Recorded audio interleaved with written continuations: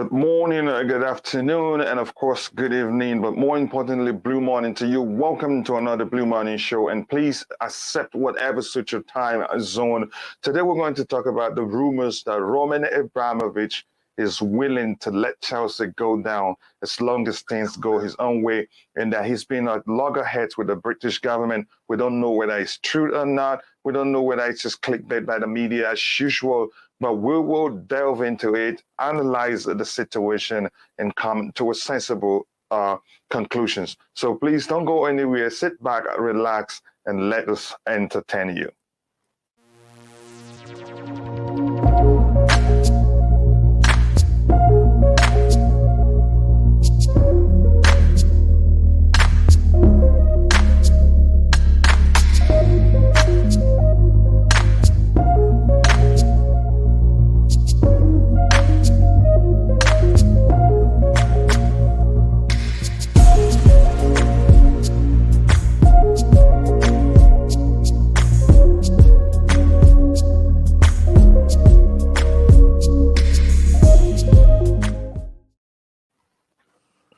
Blue morning to you, Nick. How are you doing today, brother? Yeah, I'm fine. Very nice day here in London. It's going to be 27 degrees soon. It's nice and sunny. I'm inside though at the moment because I'm just having a fresh air inside the house. So, yeah, I'm fine. But Brilliant, brilliant. We hear all these silly stories. Sky Sports again doing the same rubbish. It's all rubbish. That's not we'll going get happen. to that. We'll get to that. Again, this is just, we just have to talk about it to see reasons why it is nonsense. But the truth is, I think... Can I say something? Carry on, hold on. Yeah, first of all, I'd like to say well done, Arsenal Football Club, for making it another year with no Champions League. You wanted Arsene Wenger out. Now you've got what you deserve. You twice. That's what I can say. Yeah. We'll talk about that definitely. We will talk about that definitely. And again, what I wanted to say is the fact that these rumors are popping up shows that things aren't really as smooth as we've always believed it is. But the truth is, I think it may be absolute nonsense. There may be some truth to it. That's just a fact. It is the British media. Already we know how they behave. First, it was the rumors that he's asking for the loan to be paid back, and then we found out that it was absolute horse doo-doo. But we will continue, the show, and we'll get into it. But first, I want to catch up with the chat. And the first person, of course, in the house is Street Beer, the queen of all streams herself. I know she'll probably be elated given the result. She wanted Newcastle United to beat Liverpool, to beat Arsenal FC, and boy, did they beat them. They did not just beat them, they mopped the floor with them. Arsenal, for the first 25 to 30 minutes, did not see Newcastle's 18-yard box. It was like Newcastle United was a Premier League team, and Arsenal was from the fourth tier league, and it was unbelievable. I was so proud of the Newcastle team, even though they haven't spent that much. They played their hearts out. They played like they were a Champions League side. But that's, by the way, great result overall. Now, the Street Beer Queen of all streams says, love means likes to me. Please try. Yes, people, listen to the Queen of all streams. She says, like the stream. And the more you like the stream, the more the YouTube algorithm will push the stream to other people who will be interested in this particular topic. And we will have more fun with more people. So please do like the video so that the algorithm will push it to more people. And then here we have Preston saying English media always wants to make some fake breaking news about our club. I think that's the truth. We've seen a prime example being the rumors that Roman Abramovich was asking for the loan to be repaid, and then the club put out a statement saying it was all false. True, and again, she said, Stripper says Tati means babes kicking it yet. Yes, for my 15th nation. You are such a wonderful person, and I appreciate that. Even though I asked you not to do it, you decided because it's a promise, like you said. And it says, my anger is mostly towards Arsenal. Yep, I know who you're talking about. And again, they've shown that they are a mediocre team, and London will always be blue. And this time, I was rooting for Antonio Conte again. And then Arsenal was shown that they cannot play football. They only play when they see Chelsea. And for the past few years, it just seems as Arsenal's trophy has always been beating Chelsea. Once they beat Chelsea, they are done for the season. Nick, I'm going to ask you a question on that, but let me go through this. Let's all shine. Let's shine. And then again, my a good friend here, a good friend of the channel, True Blue, says total nonsense. The English media will print or spout anything to distract the public from the government failings. Bojo was in Bojo, I don't know how to pronounce it correctly, was in New Ireland starring his inept minister. Doris likes attention. Yep, and this is my brother from the Madiba land saying good morning, blue morning to you, Tobago. I hope you're doing well. And this is Tribia also saying, as I said, they're all haters, they do. So we should be good and love ourselves. And again, plus all the good comments. And Tobago here says a UK government think that they're clever. I think that they might not know anything about the rumors. And as True Blue have said, it may be absolute nonsense, clickbait and all that. But we will talk about it. Again, some good comments here. I will highlight a few that we're going to talk about. Nadine Dorries, the minister in charge, is an attention seeker, totally inept. And Tribute, nope, wait until.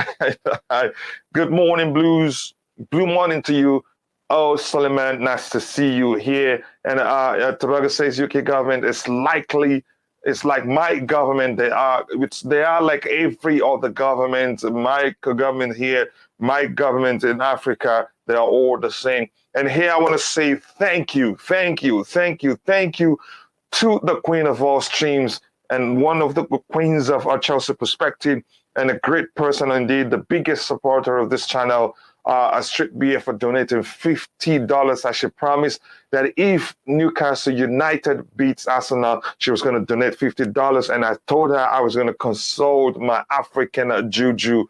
And indeed, she got her wish, and I hope she's very happy. As promised, boss, thank you for this brilliant channel. More thanks to you for supporting this channel from at the time I had just 20 subscribers to now that we're closing in to 2,000. We'll soon get to 2,000 subscribers. And it's not just because of me. Your support means a lot to me. So, Nick, coming back to you, Nick, quick question. It just seems as if Arsenal's, trophy for every season is just beating Chelsea. The moment they beat Chelsea, their performance goes down south from that moment henceforth. Your thoughts? Yeah, they do. I predicted Newcastle to win before the game. I didn't bet on it, but I knew, this was Arsenal's last hope. I think they still have one more game, so they still have a little chance. Mathematically, it's possible, but do you see Antonio Conte not getting even a draw against Norwich City? No. Antonio Conte. That's why Tottenham are going to finish fourth. I said it before. I said it a long time ago. Tottenham fourth because of Antonio Conte. That's the only good thing. I hate both clubs. The only good thing about Tottenham, which we hate so much, is Antonio. I don't look at Tottenham, I look at him because he's a great manager and he was great for us. So I know some fans didn't like him in the end, but he wasn't his fault. He wanted players, the board didn't back him, and he fell out with the board and he left. So I don't blame him. He's a great manager and he will be for a long time yet. But again, notwithstanding Antonio Conte's record and the issue he had with the Chelsea board and Roman Abramovich, I think I wanted Tottenham to make it into the top four more than I wanted Arsenal to do, and it happened because Arsenal, again, it just seemed as they only play football. They only do as good as they did against us whenever. They only play good football. They only play well whenever they see us. And they are the ones that banter us quite a lot whenever things aren't going our way, especially these sales conundrum, if you prefer. But go ahead, Nick. Yeah, look, the banter they got from us last night on Twitter, I don't know if you've seen it all. It's unbelievable. We had videos of them dancing, shouting, we're going to get into the Champions League. They even took the song from us, Super Thomas Tuchel song. They were singing Super, we're getting into the Champions League. Yeah, you're gone. You're gone where you always go. Like in the conference. Yeah. It was so funny, Yeah. It was funny last night. I was on Twitter in a space. It was really nice, very good. Some people, I don't know if it's here, a couple of people were there as well. Yes, but, I want, because they're so sure of themselves. When they beat us, they thought they're going to overtake us even, their fans. Mm-hmm. They were too high. They don't realize they will never be anywhere close to Chelsea for at least another 10 years. At least. Mm-hmm. And, Yeah. Go ahead, Nick. Go ahead if you're still talking. Oh, yeah, I want to speak about the government issue. It's like True Blue is absolutely right. It's all false, false rumors. I had good information from, I forgot his name now. He said, don't believe anything they're saying. They say it's the same like before. It's rumors because it's the agenda against Chelsea. They're trying to scare the fans. That's what they're doing. And it ain't going to work. So in about a week's time, we will have Boehly in charge of Chelsea.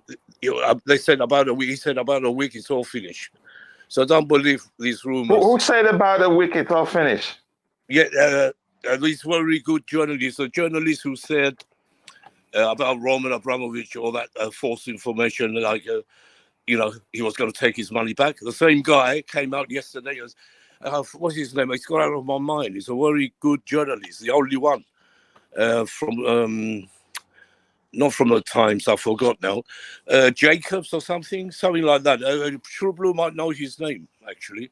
I forgot his name, but yeah, I'm not worried. I wasn't worried that Toby or that Roman news before. No chance. Roman would never let things like that happen. This is all false news again. So let me ask you this, Nick. Let me ask you this. I know there's a chance it is false news, but we have to talk about it, really. Yeah, that's what we're doing. Do you think whatever happens, whatever the outcome becomes, and tomorrow, today, or whenever, do you think it's entirely up to Roman Abramovich? Yeah, it was, but the government do have a say. But they in terms of outside the British government, yeah, and also let's say the Russian government also, the guy in charge. Do you think whatever he does today is entirely up to him? Who, the Russian guy? Yes. Which guy? Who are you talking about? The Russian president no. There's a chance. We've talked about it on this show before. That's a chance that he will try to find a way to use the opportunity to, to get some revenge on the British government. No, he wouldn't even try. Even if he tries, Roman will never do that. No, they saw, so much. It makes me laugh. People believe in this, honestly. I'm telling you, Chelsea are more powerful than the government, more bigger than the government. It's an institution. So, if they try to take us out, like they said they were, it wasn't the government, it was all these false journalists and Sky Sports again.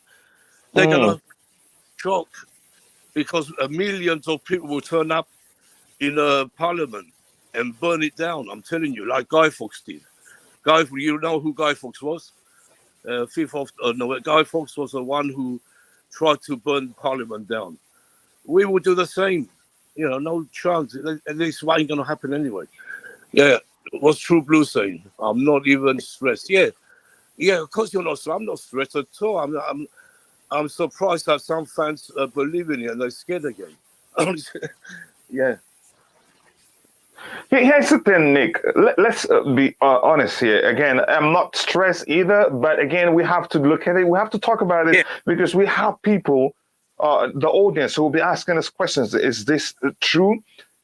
The accusation is that in private, Romania is asking something that is very different from what he's saying in the public. The accusation is that in private, Roman is asking the government, that is asking that the loan be paid back to him via an offshore account that he's used to give money to Chelsea Football Club. And the whole story, the way it is constructed, the construct of the whole story makes it sound like it's something that is true. Yeah, you get the point now. First, they say he's saying what he's saying in private is not what he's saying in public. Couch, look, what happened the first time? Roman had to come out and make a statement. You know, if this carries on like this and people start believing, he will come out and make another statement saying what's going on, that they're all talking, they're all trying to put Chelsea down. You know, like he did. You see the statement he made last time, didn't you? That's what's going to happen again, if he has to. But I don't think he has to, because most of us fans, we know it's all rubbish. Listen, Tobago, your thoughts on this whole talk before I say what I want to say next. You're on this whole rumor. To be honest, I think this is agenda against Chelsea Football Club from the start.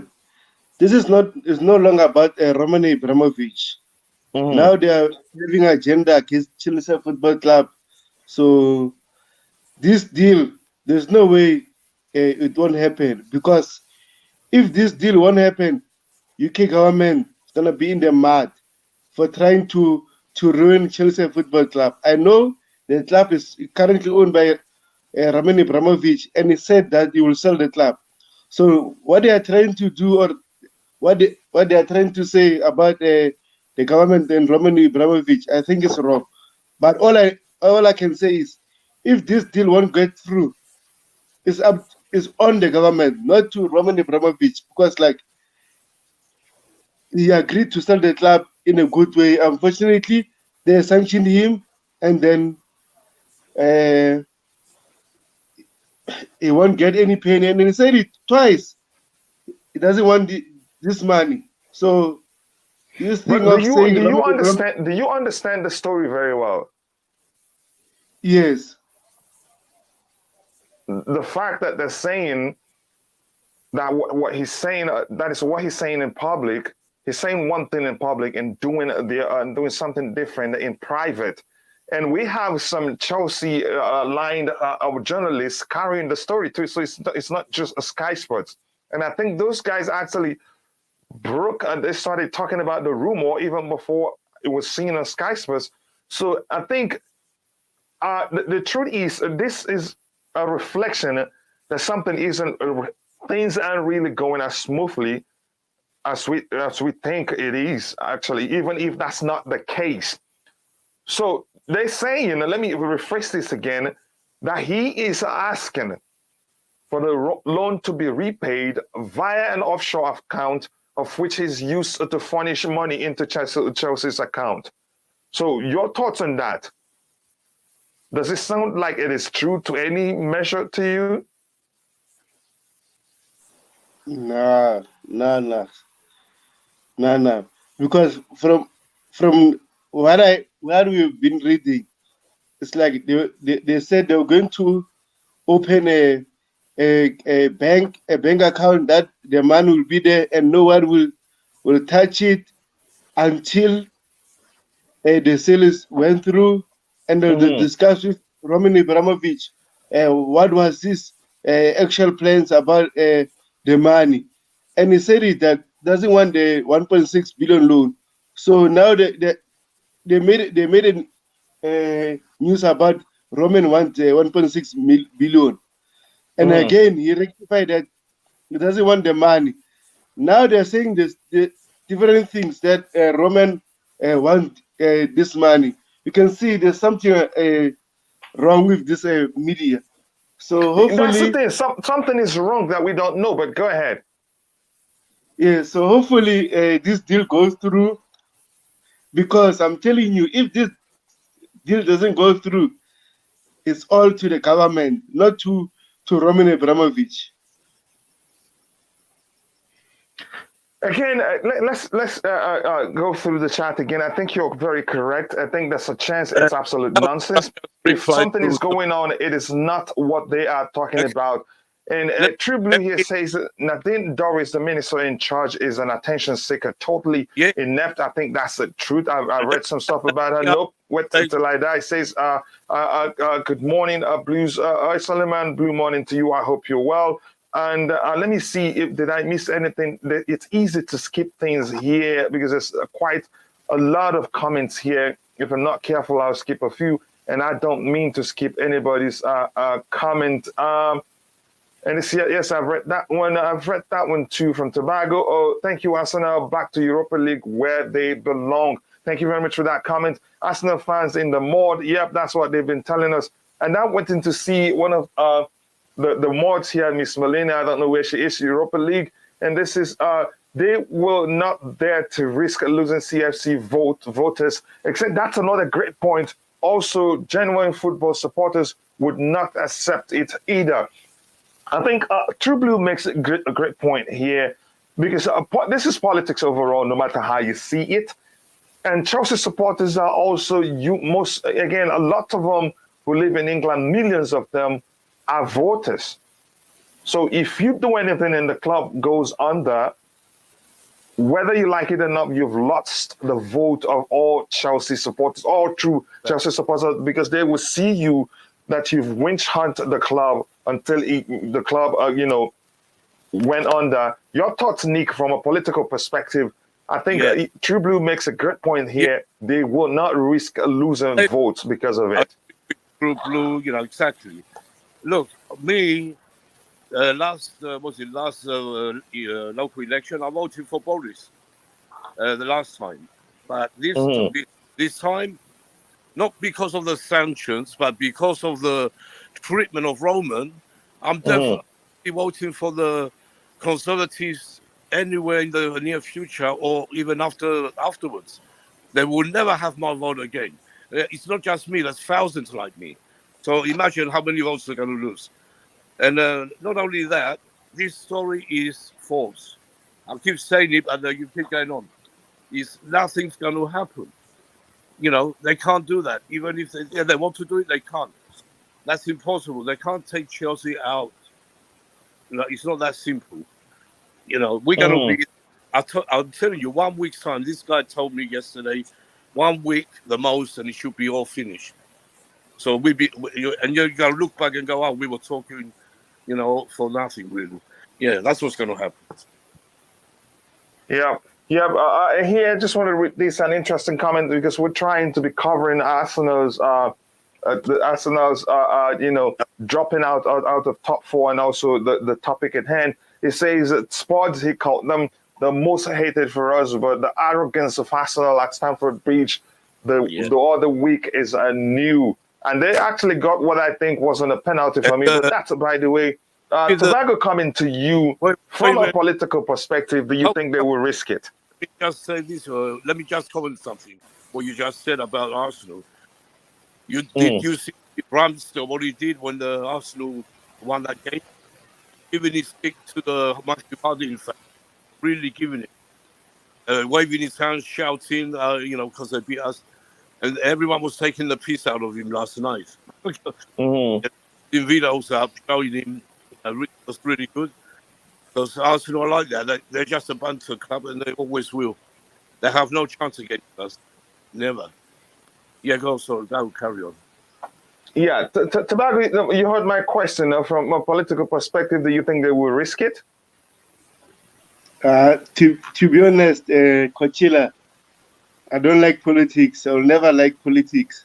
So I've got no comment about the politics because these people, they always want to rule things without thinking or taking time to decide everything. They just react. So I don't do politics. I'm sorry, my man. This comment here says, Roman has got a top member of UNICEF to work with the account set up to distribute the funds to the charities. That makes perfect sense because that's what he wanted the money, what he wants to do with the money. But I think the argument is stemming from the fact that the British government wants to handle the disbursement of the funds entirely on their own. But Roman wants it done one way, and British government wants the money to be deposited in what is called an escrow account before anything can be done with it. And to me, the argument seems that Roman sees that as suspicious, and the British government also sees Roman wanting to handle that is the disbursement of the proceeds by himself as also suspicious. So they are at loggerheads right now. Nick, without saying it's nonsense or not, what do you think about what I just explained right now, which seemed to be the issue? I heard that last night. I heard what you said. Yeah, it could well be like that. But Roman's got this UNICEF to handle all that. That's what, But the government doesn't want it that way. Yeah, but they can't have it every way they want. There must be someone in between to come in and they're going to have to get sorted out. This has to finish. There's got to be someone else involved.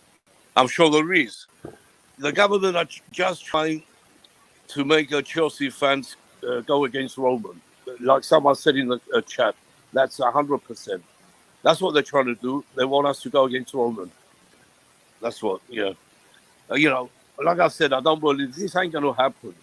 You wait 1 week, and Boehly is going to be at Stamford Bridge and making plans for the redevelopment of the bridge.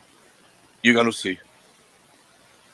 You there now, Tobago, from what I explained to you, looking, Roman wants it done one way, the government wants it done the other way. That may actually be an issue, but the media are twisted, they just like to twist the stories to make it sound attractive to the average reader who will not, dissect, and then try to, come to a sensible conclusion after looking at what's going on.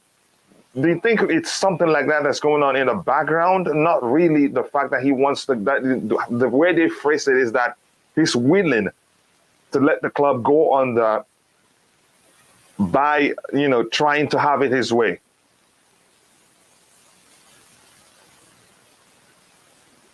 Tobago, have we lost you? Okay, Nick, you can come in there, but I know you understand my question. Yes, of course. Yeah, of course the media, even this Matt Law, the rest of them, they got it all wrong the first time, yeah? And Sky Sports, they all say that Chelsea could go out of business and all this, till Roman had to make that statement. Now, I can see that happening again, I told you. Because it's not... too many things going on which are not true. And, everyone can realize that. I'm surprised some people, think it could be real, but it's not. There might be something like you said, they can't come to a conclusion about the money, who's going to handle the money. The Roman wants it this way, the government wants it the other way. That's probably true. But, it doesn't mean they're going to take Chelsea out. First of all, Roman would never let that happen, as we know. I can see another statement coming out, if not today, tomorrow, if this carries on. You're going to see Roman coming out, the spokesman coming out and making a big statement on the Chelsea website like last time. Just because I'm over. Yeah, and here, Tribute says the original BS was Roman wanted the money paying it into a Jersey account. His Jersey account are all frozen. I think that makes sense also. Some billions were also seized there. So that shows you how nonsensical this can be. But then again, as we said before, there's a chance, there's some measure of truth in what's going on. Things aren't really as smooth as we all think it is. But that's by the way we get to that. Thank you, dear Marina. And Preston says Sky Sports, yep, they're not absolute nonsense, they're crap. What the suck up says, Strippy, and that's the truth also. agree. And let me see if there's anything else to address here. It says the press and the government are spinning this story about the sale to make fans go against Roman.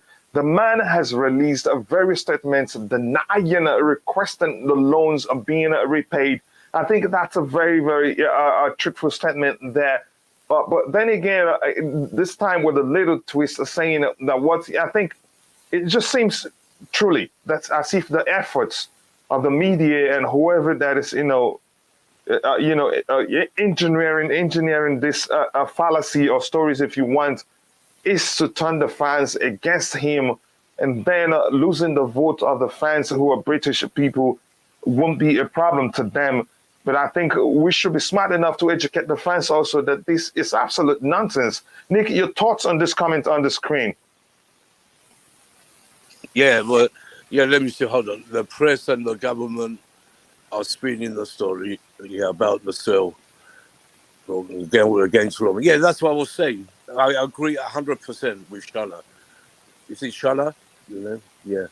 Yeah, you're 100% correct. That's what they're trying to do. Like I said, they want the fans to go against Roman so they kind of, because, I don't know, they hate him so much. It's unbelievable. This government are corrupt more than I thought that.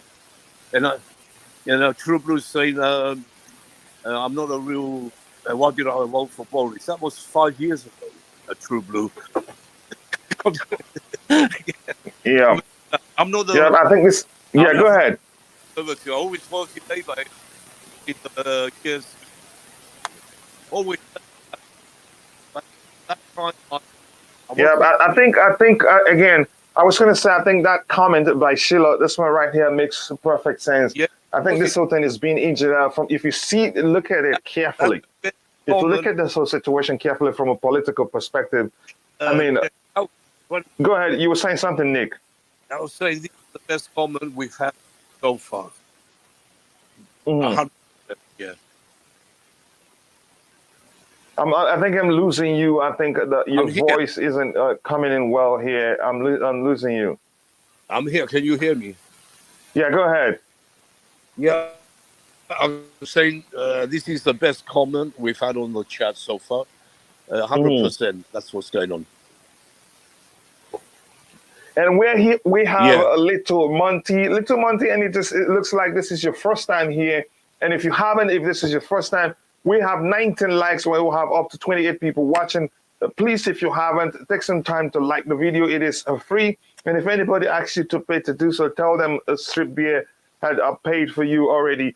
And again, it doesn't take a second to like the video and subscribe to the channel if you haven't. And please share with whoever you think will be interested in this particular topic. And here, Little Monty says, Roman is within his rights to hold on to Chelsea FC. Ownership is still ownership, even if sanctioned. If he keeps the club, that is his right. Keeping it at what cost? I think if he tries to keep the club, and again, the club will go on that, whether he likes it or not. And I think the government could impose even stricter rules on the club, on the man himself, and then the club will not be able, to have the financial, background to continue operating. How much of a risk do you think it will be, Nick, if Roman tries to hold on to the club? Because technically he can, even if it is sanctioned. I don't think it makes sense it will make sense if he tries to do that. That will affect the club in so many ways. No. It will affect the performance of the team. Yeah, go ahead. Yeah, no, he wouldn't do that. Look, we know what kind of man Roman is, and he wants the best for Chelsea Football Club, and he proved that already. And he would never do that, never. And like I said before, this is all media speculation, trying to scare the Chelsea fans. But I see most of them have realised it's not true. Most of them I've seen go on Twitter last night. Everyone's saying what I've been saying. The True Blues been saying this is all media against Chelsea Football Club agenda, as it keeps going on and on. This agenda has been going on since I became a Chelsea fan when I was 10 years old. That's what I hear, and it carries on. It will never stop. We just have to get used to it. And I've been used to it. So it got me really bowled up. To, when the sanctions started, too much. They got taking Roman out and everything. But he will never harm, never do anything against Chelsea. He's a fanatical fan. His son, daughters are fans. You know that. And Yeah. yeah, we all know that. This is rubbish, man. Rubbish. And then tomorrow, like I said, if it carries on another day or two, we're going to see a statement coming out again. Yeah, I think definitely. And if they're going to do that, let them do it as soon as possible because the more if they stay silent, again, it will seem as if there is some truth to it. And here is as a response from True Blue to this comment here by Little Monty, which I said before that will create more problems for the club, and probably the club will go under. So here, True Blue response saying, Little Monty, then we go into liquidation, and that is the straight to the point answer to that Little Monty suggestion. Yes, Roman will remain the owner technically, but the club will suffer in an unprecedented manner. So we don't want that to happen. And I think Roman, as Nick Blue says, was a fan. Is a fan first of all before an owner, and that hasn't changed. His whole family supports Chelsea, and he still loves Chelsea. If you recall his statement when the whole saga started. Again, I don't want to say too much about that. I think we should know by now that he loves the club so much and wouldn't want to do anything that will, hurt the club in any way, except if he's pushed. But we haven't seen any sign that he's been pushed to do anything differently. But again, I think we will find out if that's the case. Street Beer, the Queen of all streams here says, for F's sake, need to chill. Yeah, we need to chill to a certain measure. But then again, I get your point, Quinn. We need to talk about these. Dear Blue morning to you, Tide Talks. Nice to see you here. I hope you're doing well. Blue morning to you, Steve Chelsea. And we still have 21 likes. I think we're doing it better. Let's shoot for 50 likes as soon as possible before we get to an hour mark. And here we have, I'm okay, Shiloh. How are you? Thank you. This is it's nice to see people in the chat exchanging greetings. And now another comment by Shiloh said the UK government, the Premier League, and the Romana should agree that the money from the sale should be placed in a special account, only accessible after the war, or UN given access to use it. For war victims. I think that's a good suggestion, and I think we had read something also from somebody in the chat, which says Romana has how did he phrase it? Has a UNICEF connection or an individual from UNICEF who he's assigned to handle the proceeds to make sure it gets to the war victims. But I think that's where I think, if you ask me, the issue that's been spinned out of control is stemming from. Roman wants it done one way, and the government wants the money to be paid into an escrow account where temporarily, where later they will decide what to do with it. So I think there's some measure of truth to that, if you ask me, but I'm not sure because I'm not there with them. True Blue people are misinformed and ignorant about the ownership situation. They don't understand what happens if the new ownership isn't finalized by May 31st. Sky Sports is just making trouble. Again, there's a chance you could sue them because if they're lying against you, if they're making up stories about you, things that you haven't said, saying things that you haven't said, or saying things that you haven't done, I think you have every right to sue them. And that, I don't think that is taken lightly. And that will, their reputation, the Sky Sports reputation would take a hit. And because this is something that the whole world has been following. So I don't, that again makes me think that they will be taking so much risk when in terms, because it's going to affect their reputation. Not to the Nazis. Yep, good one. Oh, don't be fooled. The opposition is dragging Federer and Nadal into Wimbledon controversy, and Djokovic too. There you go, Miss Tennis. Just you loves tennis so much, so I'm not surprised that she. Again, for a reason, you have a reason to thank them. Imagine Arsenal fans thinking of top three when they cannot qualify for top four. again, they're probably thinking they will not just out of the third position and eventually become the number 3 there. And we have, I am doing just fine, thanks, and just Aviola. And we have, as was said a long time ago, sanctioning Roman was merely a distraction for their party gate. I think you said that. I haven't heard you say this before, but that's fine. This is Doris making herself relevant. She also, Boris expects the media. Again, I get your story. Let me see if there's anything else to address here, then I'll come back to the panel.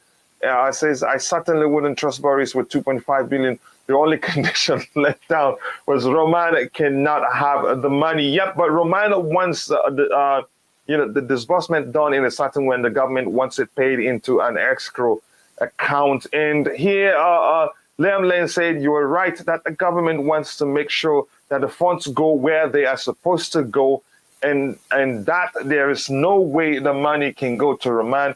That is the delay at the moment. I think that's why I say there is some measure of truth to this whole saga. Nick, I'm sure you're seeing the comment on the screen. Your thoughts? Yeah, I've seen. Look, I've seen. Let me just see again. Hold on. Yeah, about the government wanting the money to make sure it goes to the right places. It's Roman who wants the money to go to the right places. Let's use the term right place. Let's just say they wanted to, the disbursement, they wanted to happen the way they want it to happen. Yeah, maybe they want it the way they want it.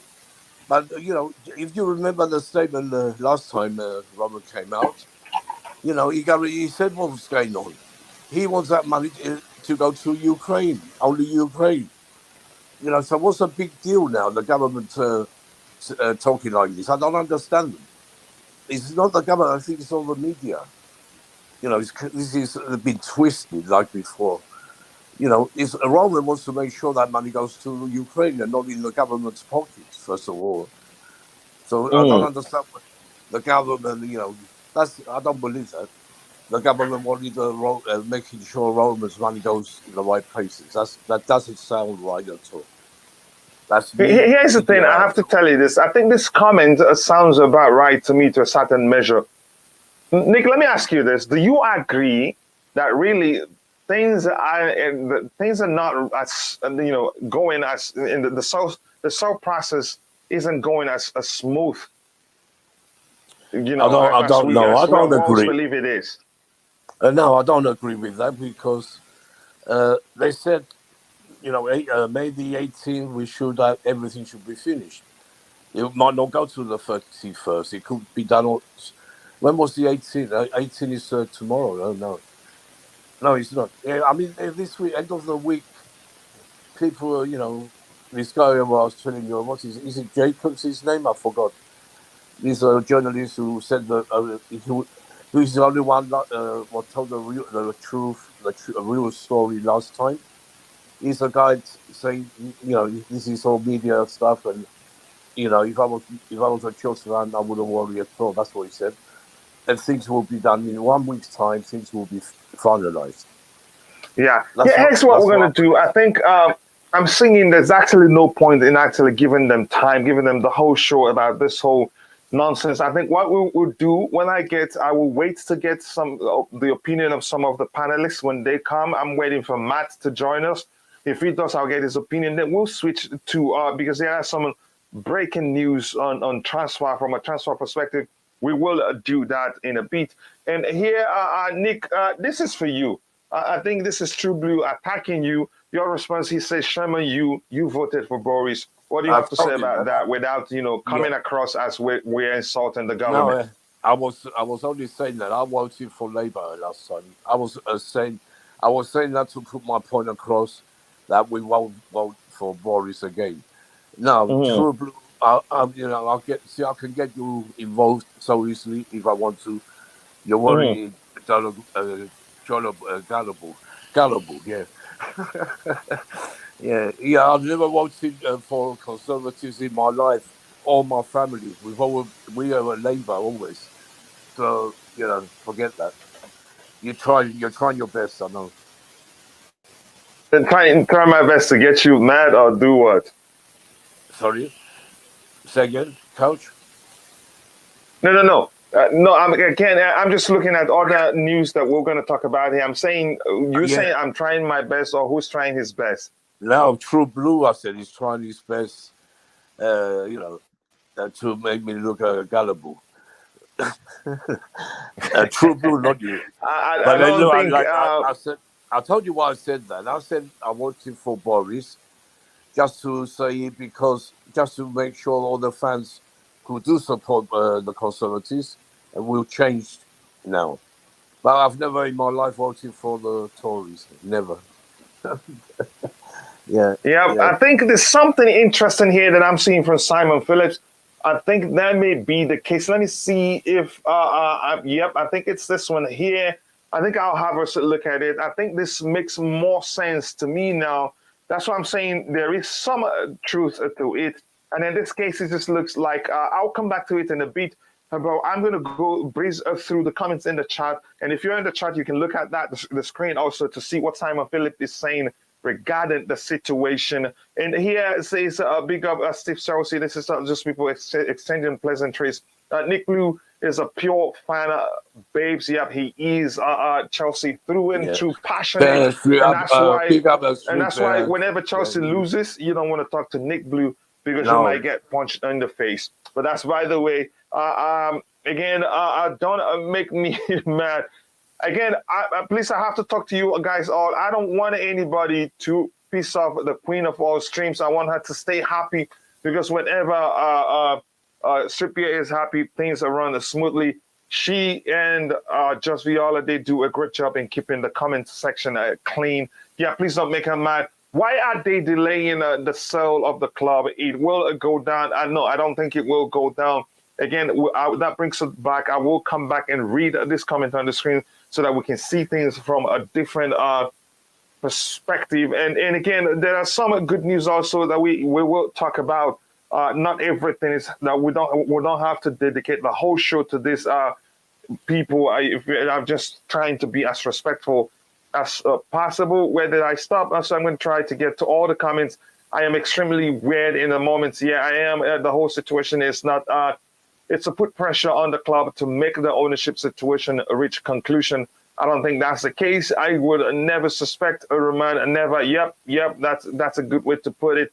I hear you all. If Chelsea would survive, yep, it can. That's love. What I want to see here. Yes, people, hit the like button. At the moment, we have 24 likes. I know we can do better than that. We've had 35 to 40 people watching. Why do we have just 21 likes? Wasn't love this though. Again, this channel was a promise. Thank you very much. I appreciate that. Impressive.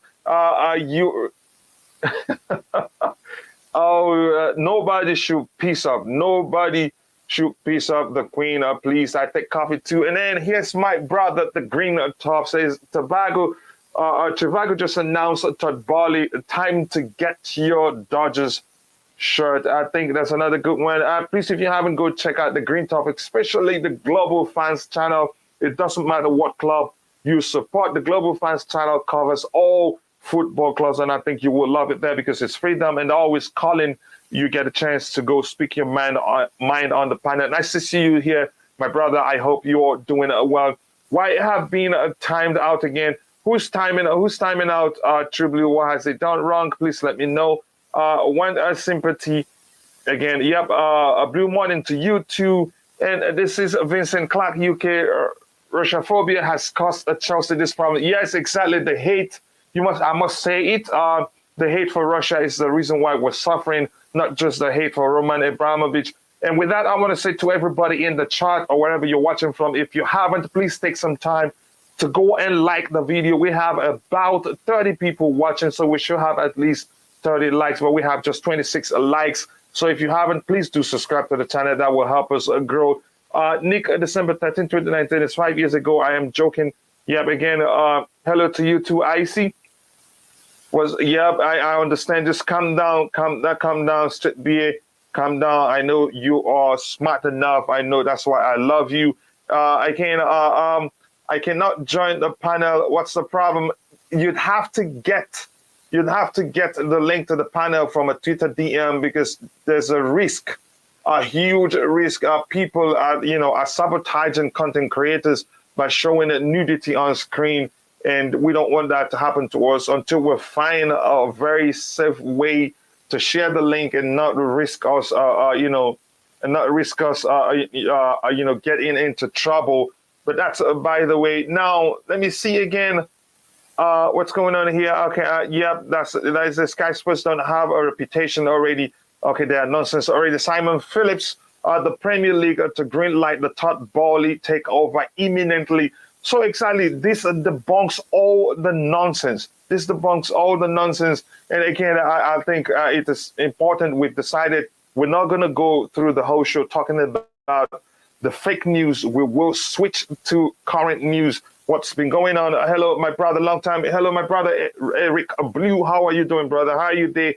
I hope everything is good with you. And let me know if you have time to join the panel. I will send you the link to the panel in your DM. I hope so you did good. Yes, I am back. Chelsea sponsor Trivago just tweeted, welcome Todd Boehly to Chelsea family. Thank you. That's some positive news. I think we are gradually transitioning into some positive news and not all the nonsense that we've been seeing in the media and elsewhere. And I think we should continue like that. And vodka chills me. Yep, I like vodka sometimes. And I'm not surprised given that also you are of Russian descent. And my brother goes to school in Russia. They love some alcohol there, and they have very good ones. Welcome, Bali. All finished. Exactly. Forget about the nonsense in the media. Trivago hasn't let us, and you are way behind in the comments, Coachila. That's why I'm trying to catch up now. Boris wants the money to. Again, we're not going to talk politics here. This article is fake. Possibly that may be the case. True, Vincent. And again, that was a suggestion by David Dan of Arsenal. 900 million should go to grassroots football. Such a thing would make Boris look good. Yeah, and so that Arsenal will also gain something from it. We don't want that to happen. Again, I don't see anything. Eric Blue saying, I did fine, bro. I may be able to join it later. Okay, I will share the link with you nonetheless. And I don't do posturadas again. I don't want to go into that. And a big up to you, my brother. Nice to see you here. And if you haven't, please go check out Almighty Blues CFC. And also, again, CFC for him. 2 great channels. Please subscribe to the channels. And thanks for him. I love you guys. And then this is just for him saying hello to the other guy. And Eric says he'd be able to join in a bit. I am the timer, the human beats taken up. And again, I want to take this opportunity to also say thank you to Strip Beer for keeping her promise that if Newcastle United beats Arsenal, that she'd donate £50, and she did just that. What a human! She's shown great love and support to this channel. So now let's move to a more positive story. Again, I don't want to read this again. I think that's a risky move if he makes that move. And I love this comment here by Sheila. So Nick, coming to you, we've seen some positive news here, which also debunks the nonsense in the media that Trivago did put out a tweet saying, here's it, this one here. I just tweeted, welcome Todd Boehly to Chelsea family. So which means the announcement is actually imminent, even maybe sooner than you said before. Yeah, that's what I've been saying, Coach. Yeah, I think the announcement will be these few days. They will say the 18th. That's tomorrow, actually. Could be tomorrow. I wouldn't be surprised. But if not, it will be this week. Even Green Turf said it. Fire your shirts. Travado is here. I saw that yesterday, actually. Yeah, it's going to be Travado. Looks a lot better than that 3, that crazy number 3, good ribbons to number 3, and all their members and everyone. I don't want to see that 3 in my life again. Yeah, and so that's what we've been saying. So nothing to worry about. Calm down, people. We're Chelsea. We don't give in to the government or anyone else. Never. Yeah. So that begs the question now. that begs the question: why did the media? Why did they start all this nonsense? Yeah, we said, Coach, they started it Is it? because they Is it? want. You would just say it's? Yeah, go ahead. Yeah, it's the agenda, man. The agenda against us, Coach. You know, they want to make Chelsea fans scared.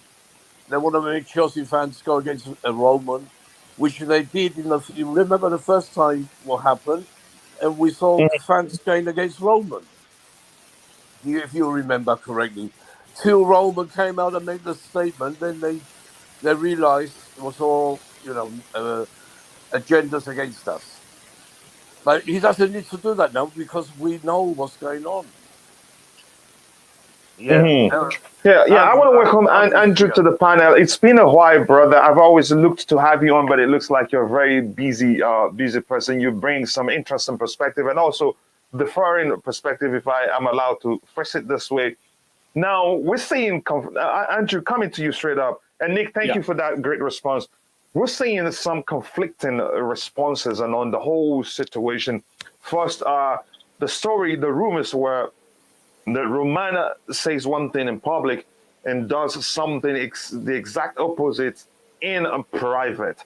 That he's actually asking for the money to be paid into his offshore account that he's been using to furnish, furnish money into Chelsea's account. What do you think? There's any measure of truth in that nonsense, or do you think it's just what your thoughts overall? Well, first of all, thanks for having me back on, and glad you're back. So thank you for that. Thank you very much. More thanks to you, Andrew. No, thanks to you, Coach, and you're doing good work. Thank you. I'll try and get on more and more as I can if you allow me to. So I appreciate that, my friend. I think was it a story about 3 weeks ago? We had something about Roman wanting the loan back or something like that, and this scaremongering, and he was then forced to release a statement saying it's not true. I think this is government PR. They're trying to look the best. They're trying to look like standing up to the big bad Russian man. You know, like we're not going to have him bully us. You know, stuff like that. I think it's scare tactics. I've just seen Matt Laws tweeted out about the Todd Boehly's consortium been given the green light by the Premier League. So I think this will go. I just think it's really it's all about PR at the moment. And like I said, there was reports yesterday that from his Roman's camp that they're not doing anything differently. They're just going along with themselves. They're working with the government.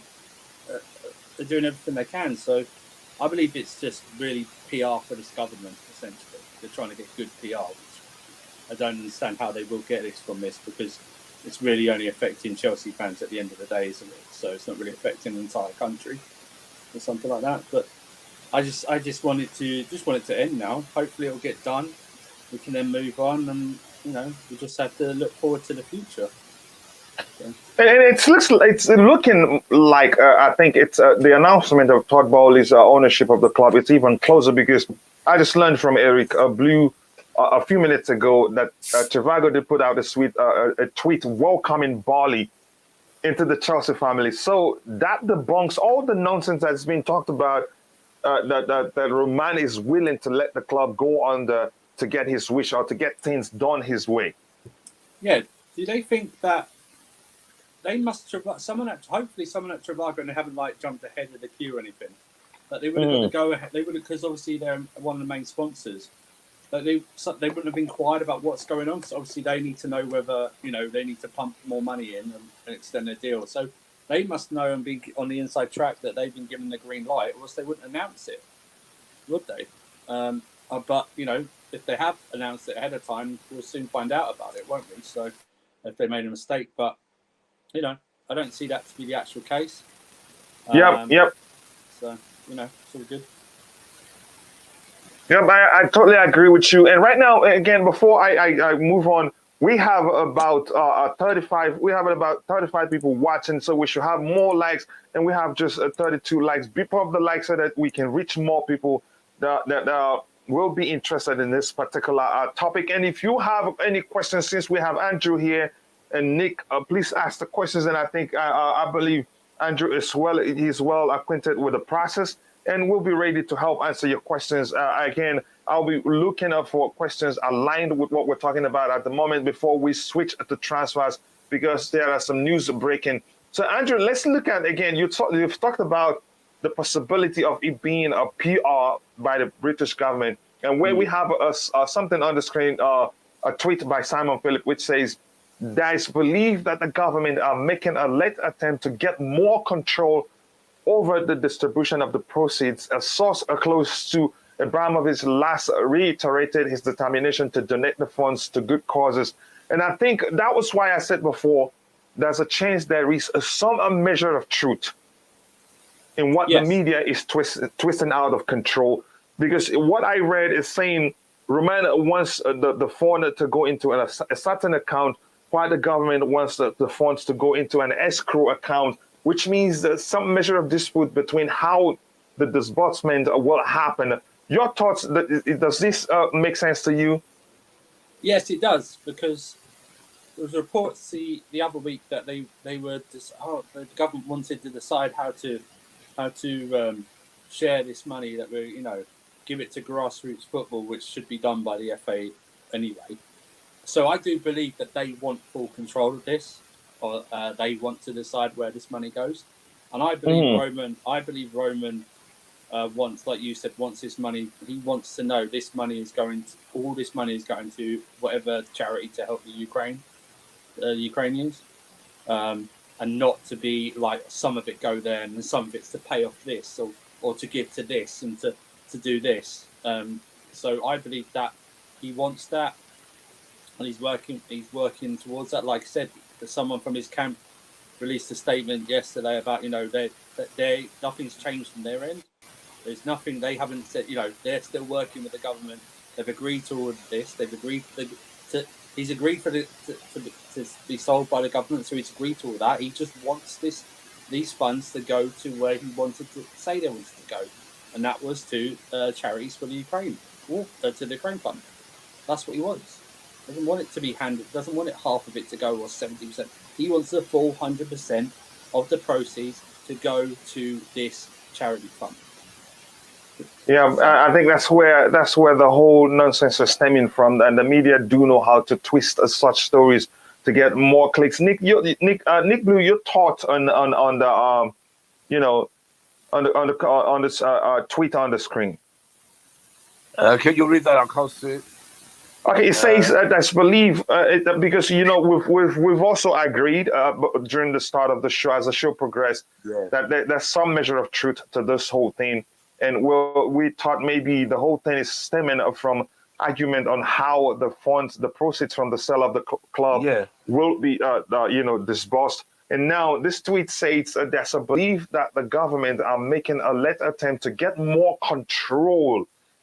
Pay attention to that. Get more control over the distribution of proceeds.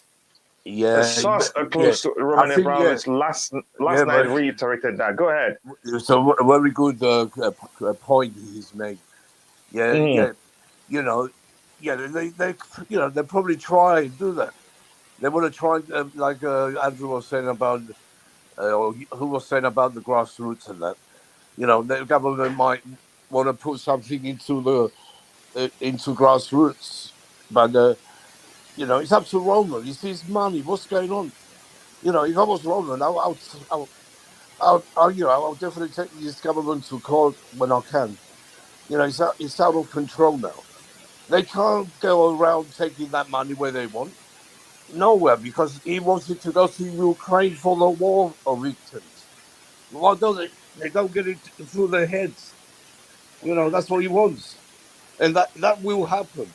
So the government can forget what they want. They ain't gonna get what they want. That's why. Let's clarify something here, Andrew. If are you still with us, Andrew? It looks like we've missed him. This comment here says, "Why you give it to you?" Okay. Well, Andrew, this comment here says, this comment here on the screen by Vincent Clark, UK. Says, why give it to Ukraine? Because that's what Roman wants. What do you mean, why give it to Ukraine? I'm coming. I just wanted to clarify something. Why give it to Ukraine? We need it here. Now, the question I have for you... No. That's I'm coming. Coach finished, man. It's a question. It's a comment by somebody that's on the screen. and Yeah. trying to get something out of it. I think the I'm question coming. finding me up with this question. So why give it? I'll Sorry? tell you why. Because it's fine out there. They're suffering, and the Roman wants to help them. That's why. Yeah, I'm coming. I understand that. There's something I want to ask now. So this is a question by Vincent Clark that's on the screen. He says, "Why give it to Ukraine? We need it here." I'm not sure, but Vincent, if you can quickly clarify where you mean by here, do you mean Russia or do you mean the UK? I'm not sure, but given your name, I'm thinking you said you need it there in the UK. That begs the question, Andrew. Yeah. The British government, do they have any other plans for the money that differs from what Roman wants? That's what I mean. What do they? Yeah, do they give it to charities here, or do they?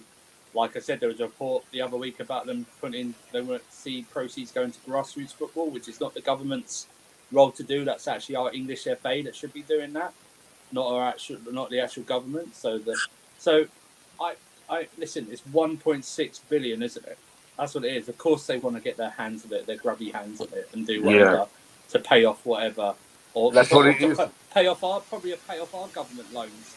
Nick, let him finish. Instead of like focusing on like cost of living and stuff like that, focus all your stuff on this. But I'd like to know what Vincent means by like why. The thing is, he wants it to go to a fund to help victims of the war in Ukraine. Why isn't that a good thing? If he was a UK owner, if he was from the UK, it might be different where he'd go, yeah, I want it to go to charities in the UK or something that's happening in the UK. But I think, he should go to where he wants it to go. He said he doesn't. Exactly. He's not even saying it. Put it into one of his accounts because it can't. Just put it into whatever account. Andrew, Andrew, let me ask you this, Coach. You saw he's not a troll, this guy, Winston Clark. He might be a troll. No, I don't think he is. But that question makes sense. He raises whatever, even if it's a troll. Makes sense. Here's the thing, Nick. No. Here's the thing, Nick. Even if it doesn't make sense to you, it makes us talk about something that clarifies stuff. Now, it makes us want to know, okay, what does the British government want? Do they want to do something different with the money?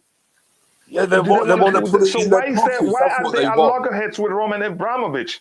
Yeah, because they want to put money into their own pockets. That's what it is. That's what I think. And Roman doesn't want that to happen. Yeah, doesn't want that to. He wants his money to go where he promised the people of Ukraine. That's what he wants. And plus, what does he mean by here in the UK? Does he mean to us I don't individually as like a tax break or something? What does he mean to charities over here? That's why. What does he mean? Yeah, doesn't make sense. That's why I was saying it could be a troll. Exactly, because we know it's going. He wants it to go to Ukraine because it's for to help the victims of the war. When you say give it to the UK, what do you mean? Because there's so many ways you could give it to something in the UK.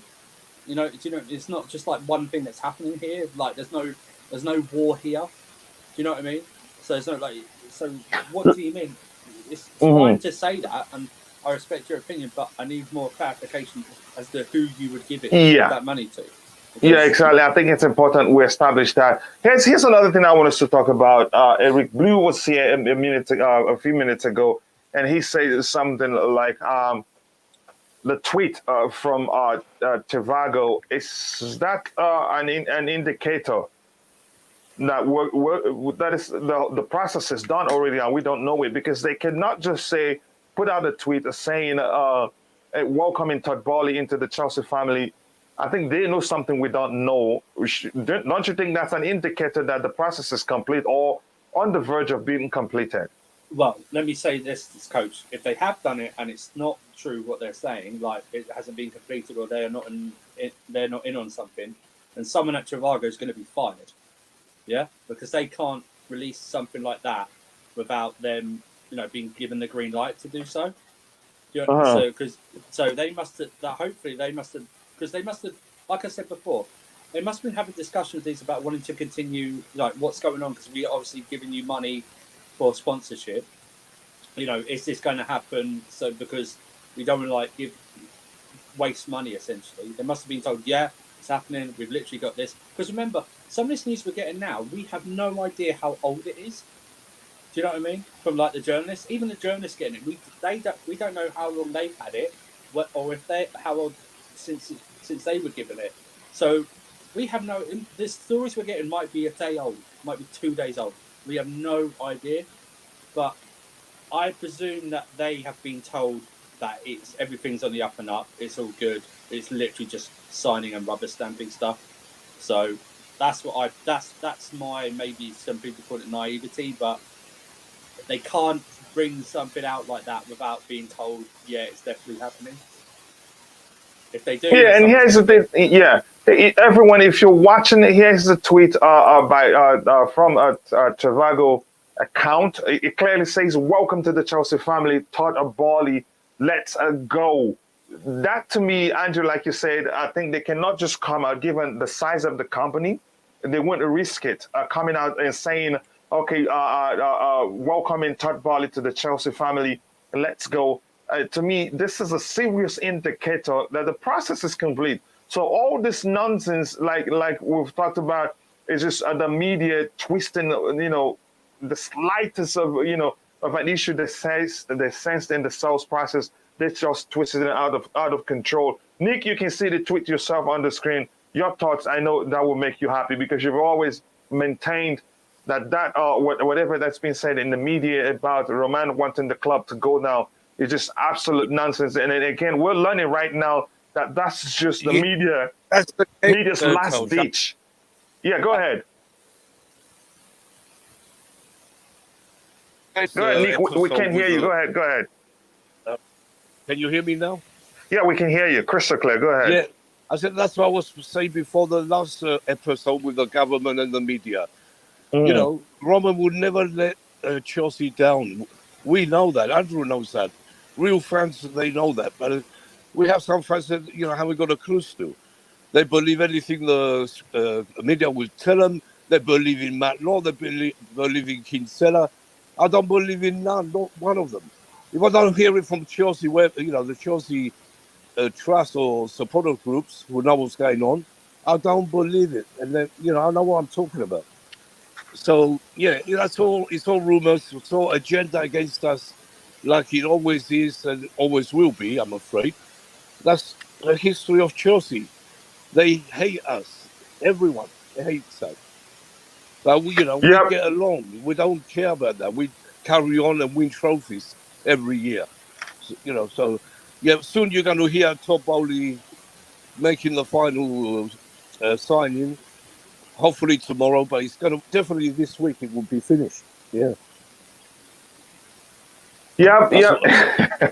Again, Strip Beer, like you said, I think Strip Beer has said that 1,000,000 times, even from a few days ago. And Strip Beer, don't worry about Leicester till I die. He's a friend. His name is Chris. I forgot one more jokes. thing, Couch. 1 minute. Yeah, just 1 second. I'm coming. I'm coming, Nick. Sorry. Yeah, 1 second. 1 second.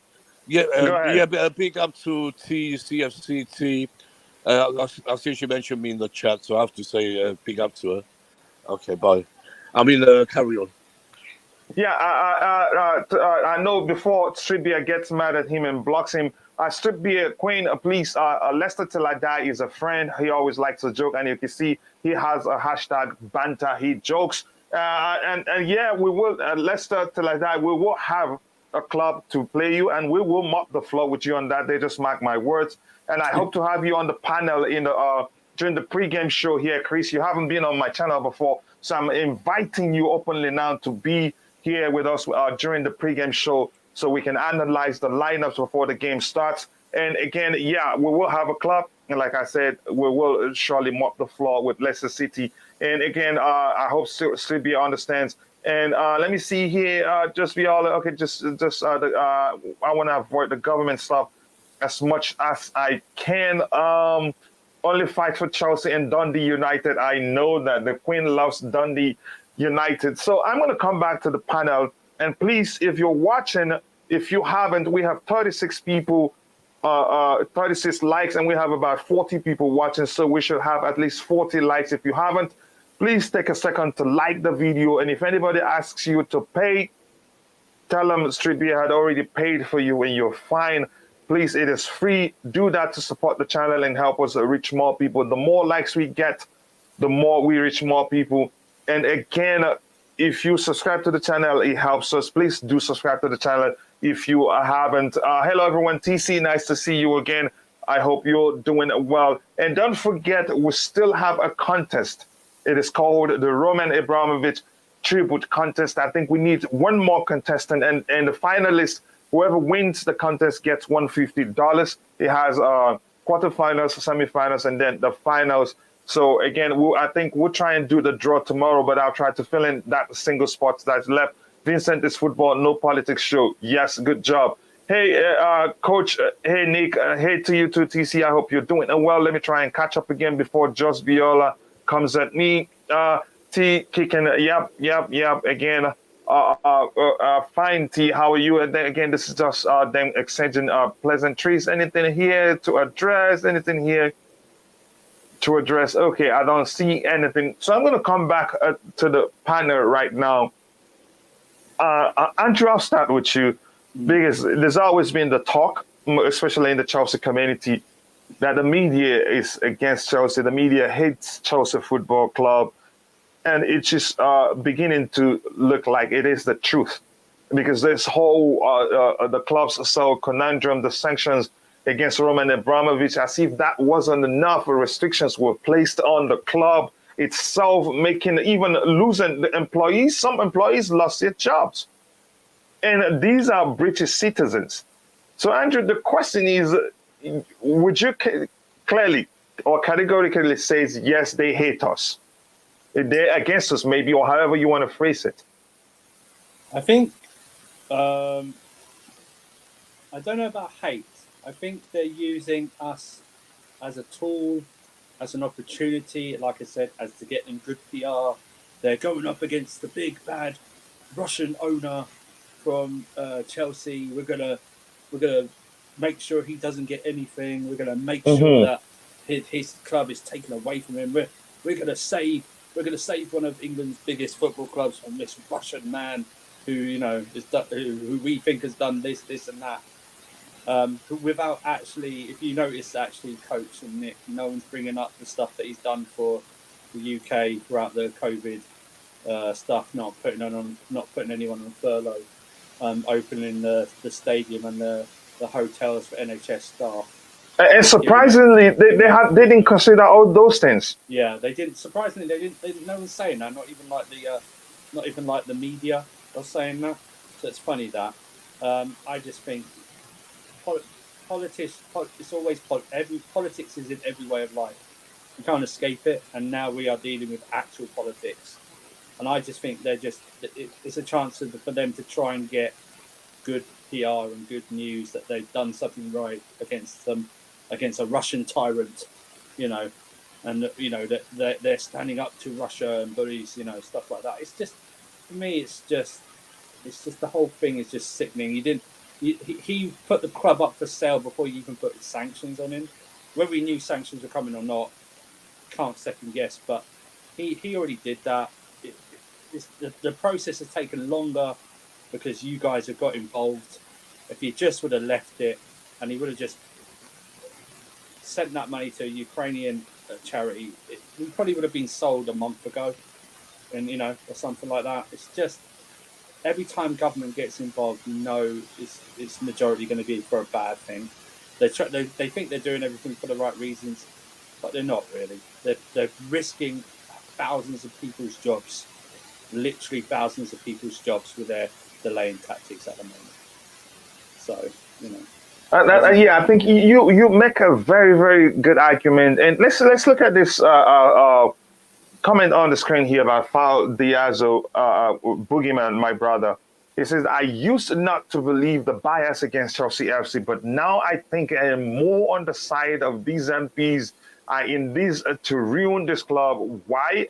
I still don't know. That's one thing. That's one question that we cannot answer. But the truth remains, yes, I used to be skeptical about the whole talk about how the media and all this talk about being against Chelsea, the referees, the media, the government, but it just seems as if it is true. Okay, a prime example right now. It was rumored a few days ago the nonsense that Roman wanted the loan paid back. They had to take the club, and so most content creators jumped on it and they pounced on it, and they even scared the heck out of some of our followers. And then it turns out he didn't ask for that. And he put out a statement saying through the club that no such thing, such never happened. And if he was lying, we would have gotten a counter statement from the British government saying, no, you did. But they did nothing, which means the whole thing were lies. And nothing, no any measure of punishment against Sky Sports and all the news outlets that carried that nonsense. So it only gonna get worse. And now look at it. We just had with this tweet now from Trivago, which is one of Chelsea's biggest sponsors, shirt sponsors, says, welcome to Chelsea FC family, Todd Boehly. And like Andrew had talked about, they will not put out the statement if they're not sure the process is almost done, or even maybe done. All that is left is just an announcement. Just a few hours ago, we've been grappling with the rumors, that Roman again is causing problem, that he's willing to let the club go down as long as things are done his own way. So, Nick, tell me, I know you've been a strong believer, very strong believer in the conspiracy. Not to me, it's not conspiracy anymore. And the rumors that, I think Nick is gone. I'll just add him back a bit. I know you're a strong believer in the rumors or in the talks or in the narrative that Chelsea are hated by the government, by the media and all that. So look at this comment on the screen. Your thoughts, Nick. I see what Boogeyman said, and he's absolutely right. Boogeyman, didn't believe it at first, I know, but he's believing it now like most people are, because there is an agenda against us. Even if you look back when the COVID started, the Premier League was against us. They didn't postpone any of our games. They let Liverpool postpone theirs. We had injuries, we had COVID. Even Tuchel, you've said it so many times, but he can't come out and say the government is against us. He wouldn't be cool, I'm sure. They're all against us. And Andrew, this goes back when we were in the old Division 1, even Division 2. I remember we had this agenda. It's not just now. But that's how it is. And like me, I've been supporting Chelsea all my life. I'm wearing since 10 years old, and I've learned to cope with. Nick, we can barely hear what you're saying. You might want to go out and come back in. I think your audio has started again. Okay. Let me come back to you, Andrew. Look at another tweet here from Matt Law that further confirms, the fact that what we've been hearing in the past 24 hours or a little less, like let's say at least 18 hours plus, has been absolute nonsense. This is Matt Law. I don't know how well you trust him. I know he's aligned to Chelsea. That's to what I've learned so far. He says the Premier League is set to give Boehly the green light this week as UNICEF chief provides government with Abramovich assurance. So I think maybe this is the part that brings to an end. Maybe what was a conflict between the government and Roman Abramovich, because UNICEF is a third party. UNICEF it's not aligned with the British government. No. UNICEF, they're not aligned with Roman Abramovich. So I think they're trusted third party to handle the process. However, the government wants it. However, Roman Abramovich wants it. Yeah, go ahead. But do you know what, Coach? And I don't like conspiracy theories, but this news, do you know what I'm starting to think now of this government? That they're surprised that so many Chelsea fans still back Roman, that still are supportive of Roman. That why haven't we all turned against Roman because he has these links to Putin, stuff like that. I think now I'm starting to believe that they're releasing news because they're trying to want us to turn against him. That they want us to hate. They wanted to stop. Remember, they wanted to stop chanting his name at games. A small part of me is giving into that conspiracy theory that this news is trying to make us get them on their side and going, oh no, Roman, you're bad, man. You don't love this club. You don't love this club. And I'm sorry, it's just not going to happen. It's just not going to happen. He'd have to do something really bad for us to turn against him, and he's not doing that. He's not doing that. He's had to come out twice now to debunk these silly nuisance reports that he's holding up this because of this. Matt Law's got the inside track on Chelsea. He's a Chelsea insider. He's not a Chelsea fan, remember. He's a Chelsea insider. So he's got the inside track. If he's given that, they'll know that he's been given that. They'll know they'll release that. And they'll know people will jump on it because they follow Matt Law. And he's pretty on the mark when it comes to Chelsea. You may not like some of his reports, but he's only reporting stuff that, he's been given. So, and like I said, the most important thing there for me, Coach, and you brought it up, was UNICEF. Mentioned there that it's obvious that maybe Roman wanted to go all to UNICEF via once the sale done, not via the sale via the government to UNICEF or whatever charities. Because suddenly there's about £200 million missing. Where that goes, you know what I mean? Something like that. And that's what I think. I think it's all about the entirety of the proceeds going. And I think the government are trying to get their hands on it because then they don't want the entirety going. Then they want to top something off for their own, pay back their own loans. But Yeah, I think that's. Go ahead. No, like I said, I know Matt Law's got this. He's very. I think he's very. We've got a term here. I don't know if you had it called. He's very Marmite, which means you either like him or you don't, essentially. And I think he's that within the Chelsea community. I personally, I don't have an issue with what he reports. Because more than like 8 out of 10 times, it's always true. But like I said, you're never going to turn this unless it's proven that he's done something really bad. You're never going to get this Chelsea fan base to turn against Roman Abramovich. You're just not. He's the most important man in this club's history by far. There's no one else that comes close to him in this club's history of how important he is. And Todd Boehly, he's gonna unless we get unprecedented success with Boehly, he's not going to come close, is he? Really, do you know what I mean? So it's one of those. Yeah, just quickly, Andrew. I haven't asked you these because we've talked about this before on the show when Stav was still here. We're seeing things from a political perspective because these guys, the MPs who are also pushing this whole thing, who engineered the sanction in the first place, engineered the restrictions on the club in the first place. They're all politicians. And Chelsea have millions of followers in the UK who are all voters. Yeah. Now, again, thinking about it, do you think the reason why they're being even a bit lenient in the first place is because they could lose votes? Yes, they could also lose financial backing because I do believe some of these were propped up by or got funds by oligarchs that were living in London. They could lose some of that as well.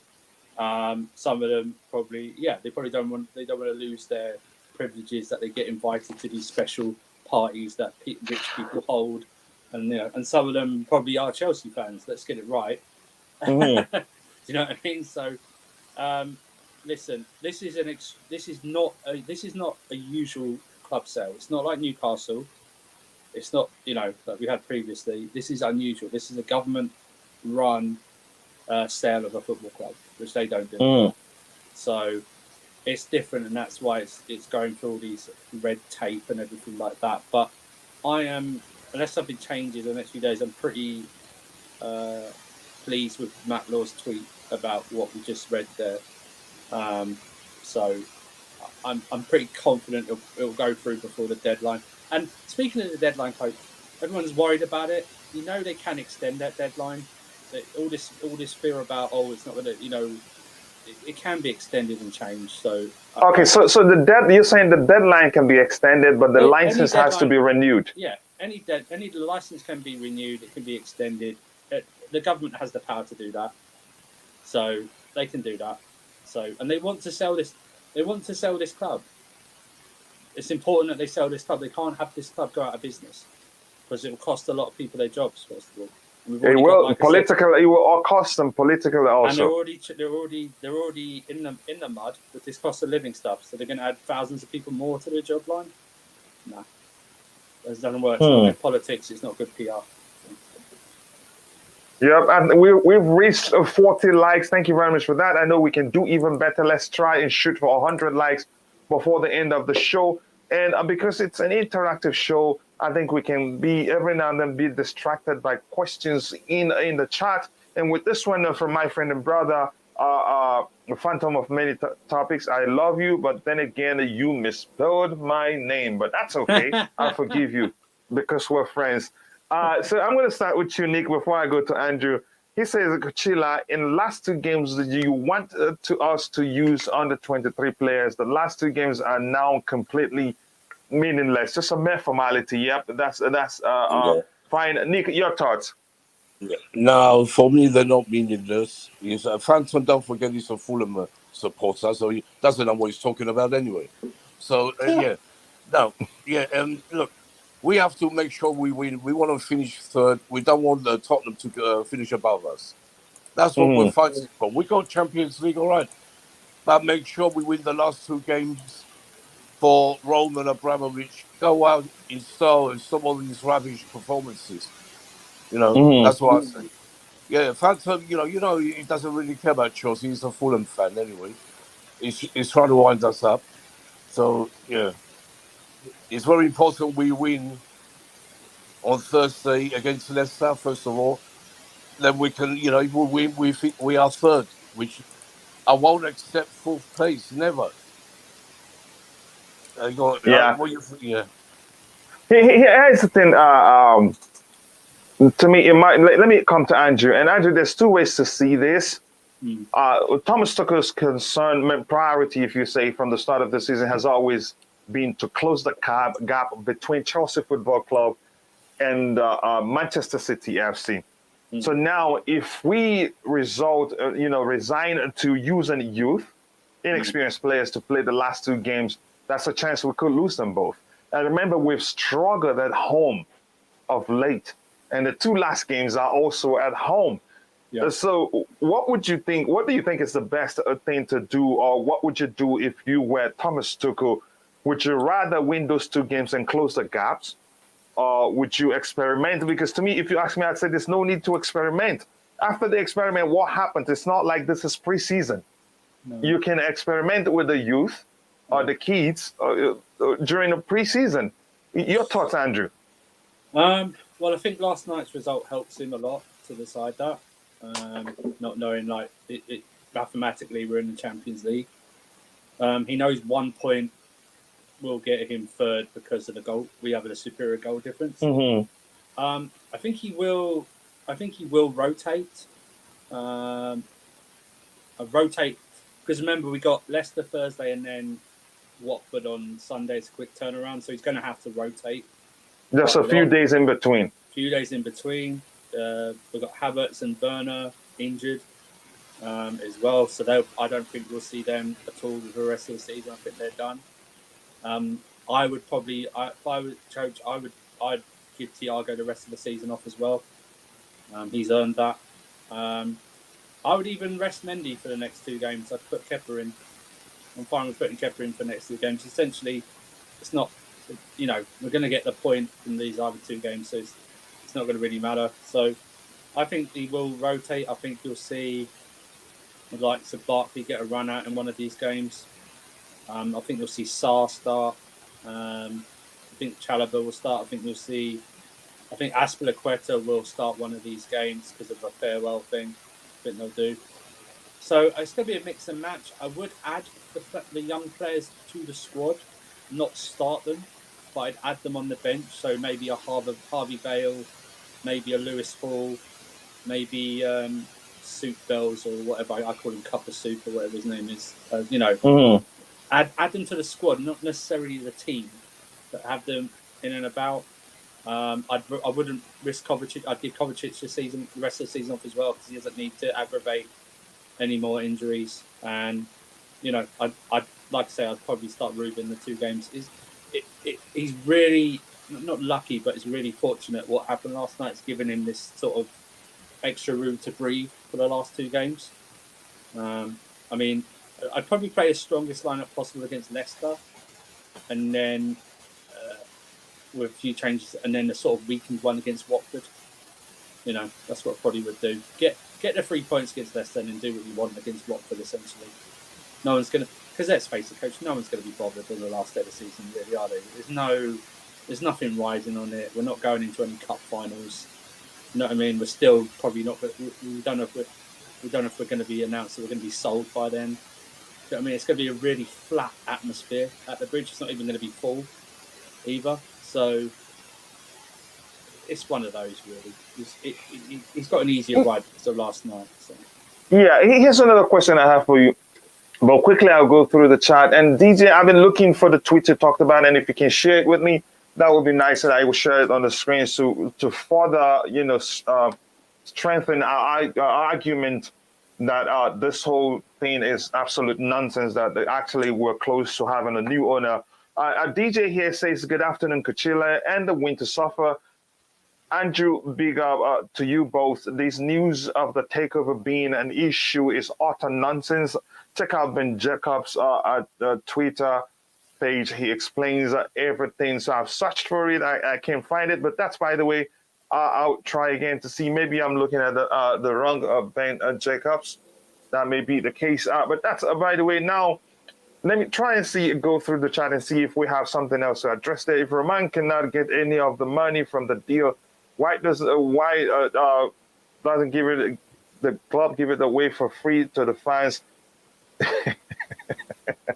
That's hilarious. Again, I got a choice to do and be on the stop. Okay, let me see. Fahim, Richard Media want them again. Anything else? Let me see if there's anything else to address here quickly.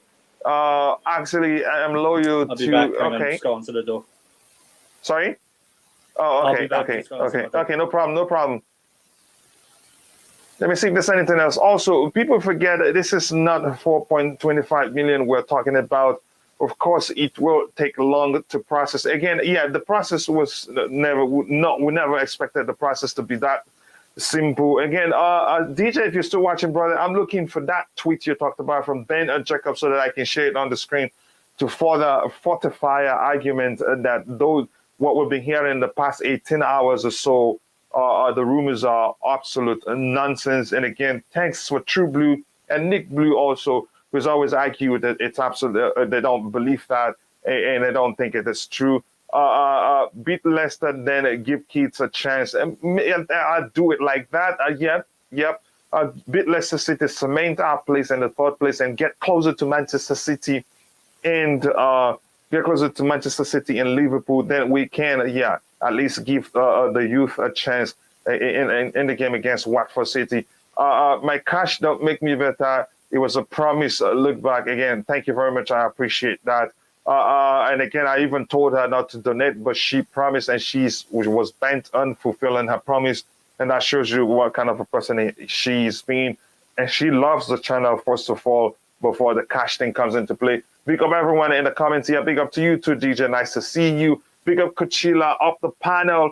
And big up the chat. Deals CFC again. Nice to see you. And if you haven't, please, we have 42 likes. We can get to 100 before the end of the show. If you haven't, just take a second to smash the like button. And if you haven't, please do subscribe to the channel. If you haven't also, we can do better than the likes we have here. Adore you too. You are loved everywhere, Street Beer. That's why you're queen of all streams. Salty in here, this sells the media. Love to talk. Yep, I get that about our takeover, especially Sky Sports. They love to make up stories. Again, Nick, like in the United States, for instance, you don't just always say what you want in the news or feed people some nonsense. At the point you get into trouble, because those you talk about, you've said some false stuff about them, could sue you, and you get fined millions of dollars. Is it different in the UK? Why has the Sky Sports they've been spinning some nonsense about Chelsea Football Club, and it doesn't look like anything is happening to them? Yeah, but maybe Chelsea are waiting for the Boehly to sign, and then they will act. They can take they can take them to court for all these lies. I hope they do. It's up to Chelsea. People do take people to court. False statements they've been giving. Not just this one now, but the one before. especially what's his name, Cavajo, what's it, Mhm. the pundit on Sky. He talked a load of nonsense. So I hope Chelsea. I think they're waiting to get this finished, and then they can do what they have to do. That's what's going to happen. They're not, Yeah, they I think. haven't escaped yet. Yeah, go ahead, brother. I said, they haven't escaped yet. They might think they have, but they haven't. But it's up to. It will be up to Todd Boehly, the new owner, and his group. It's up to them if they want to do that. Yeah. Yeah, because it just seems like they spill lies with Yeah, but you know what? impunity. No, They can't. yeah, They go can't ahead. do nothing right now because nothing's finished yet. Well, once it's finished, you're gonna see a lot of court cases coming up. You're gonna see. I can't wait for it. I can't wait till they take. I hope they do that. If they don't, I mean, if it was up to me, if I could, I would. But let's see what Chelsea do. After everything's finished. Yeah, That'd be yeah. interesting to see. JV, you sent me quite a lot of tweets yesterday, so it's probably difficult to find out which one you'd like me to look at. But again, I'll go back and check my Twitter DM to see if you've resent it. That will be fine.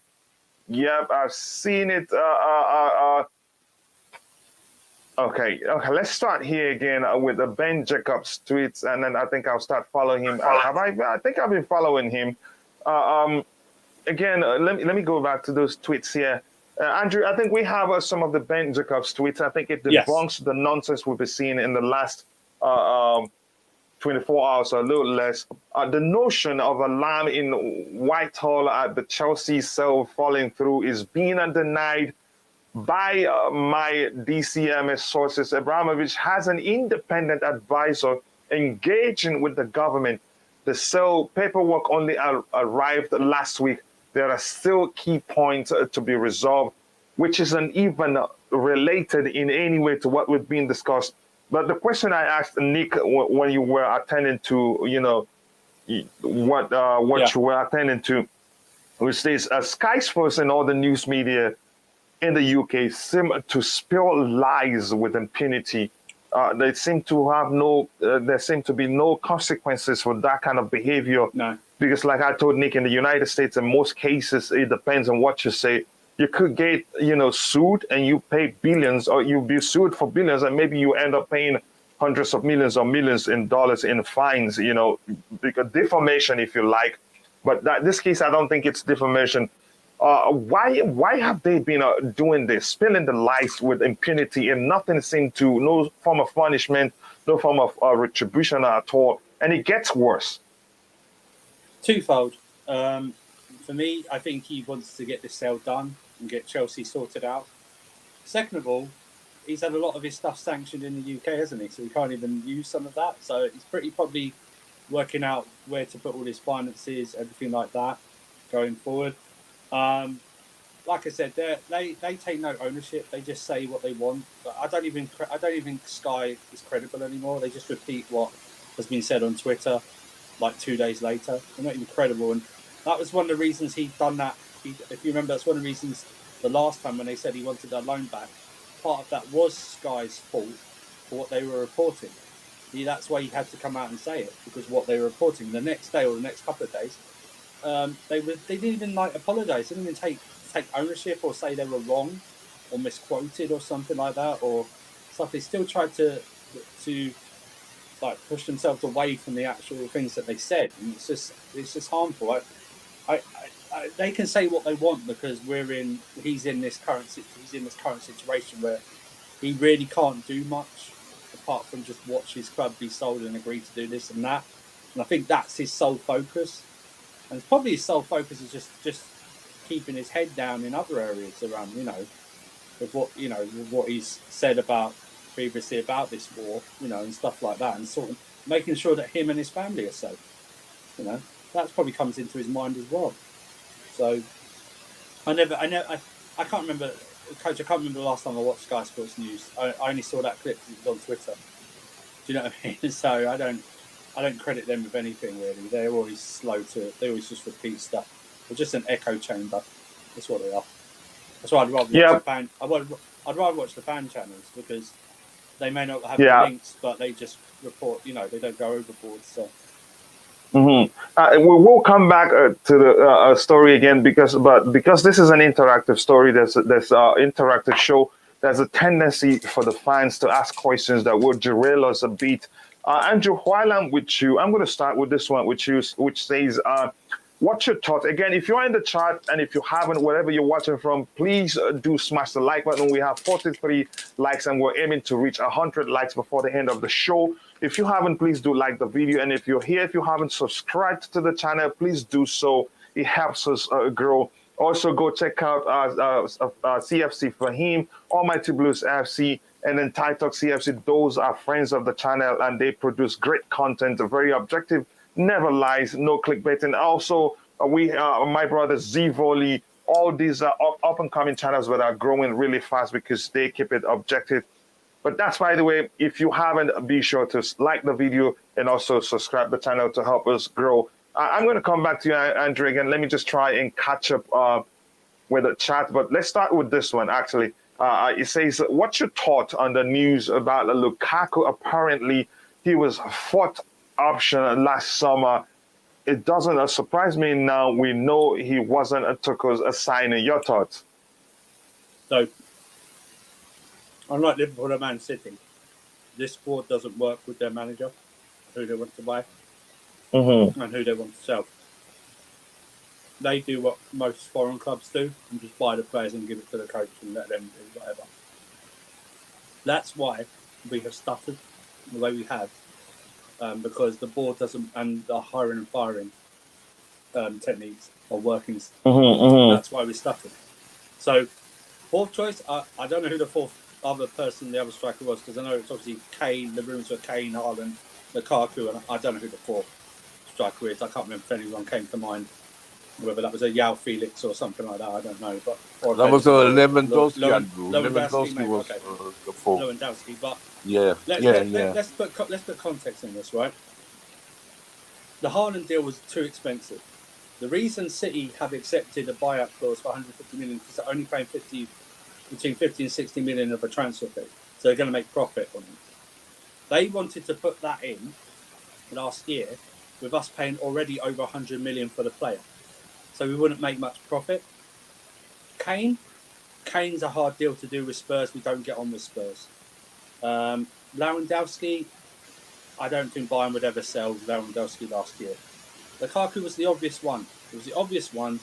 It was a signing to appease fans because everyone wanted a striker. That was the only thing missing because we were missing so many chances.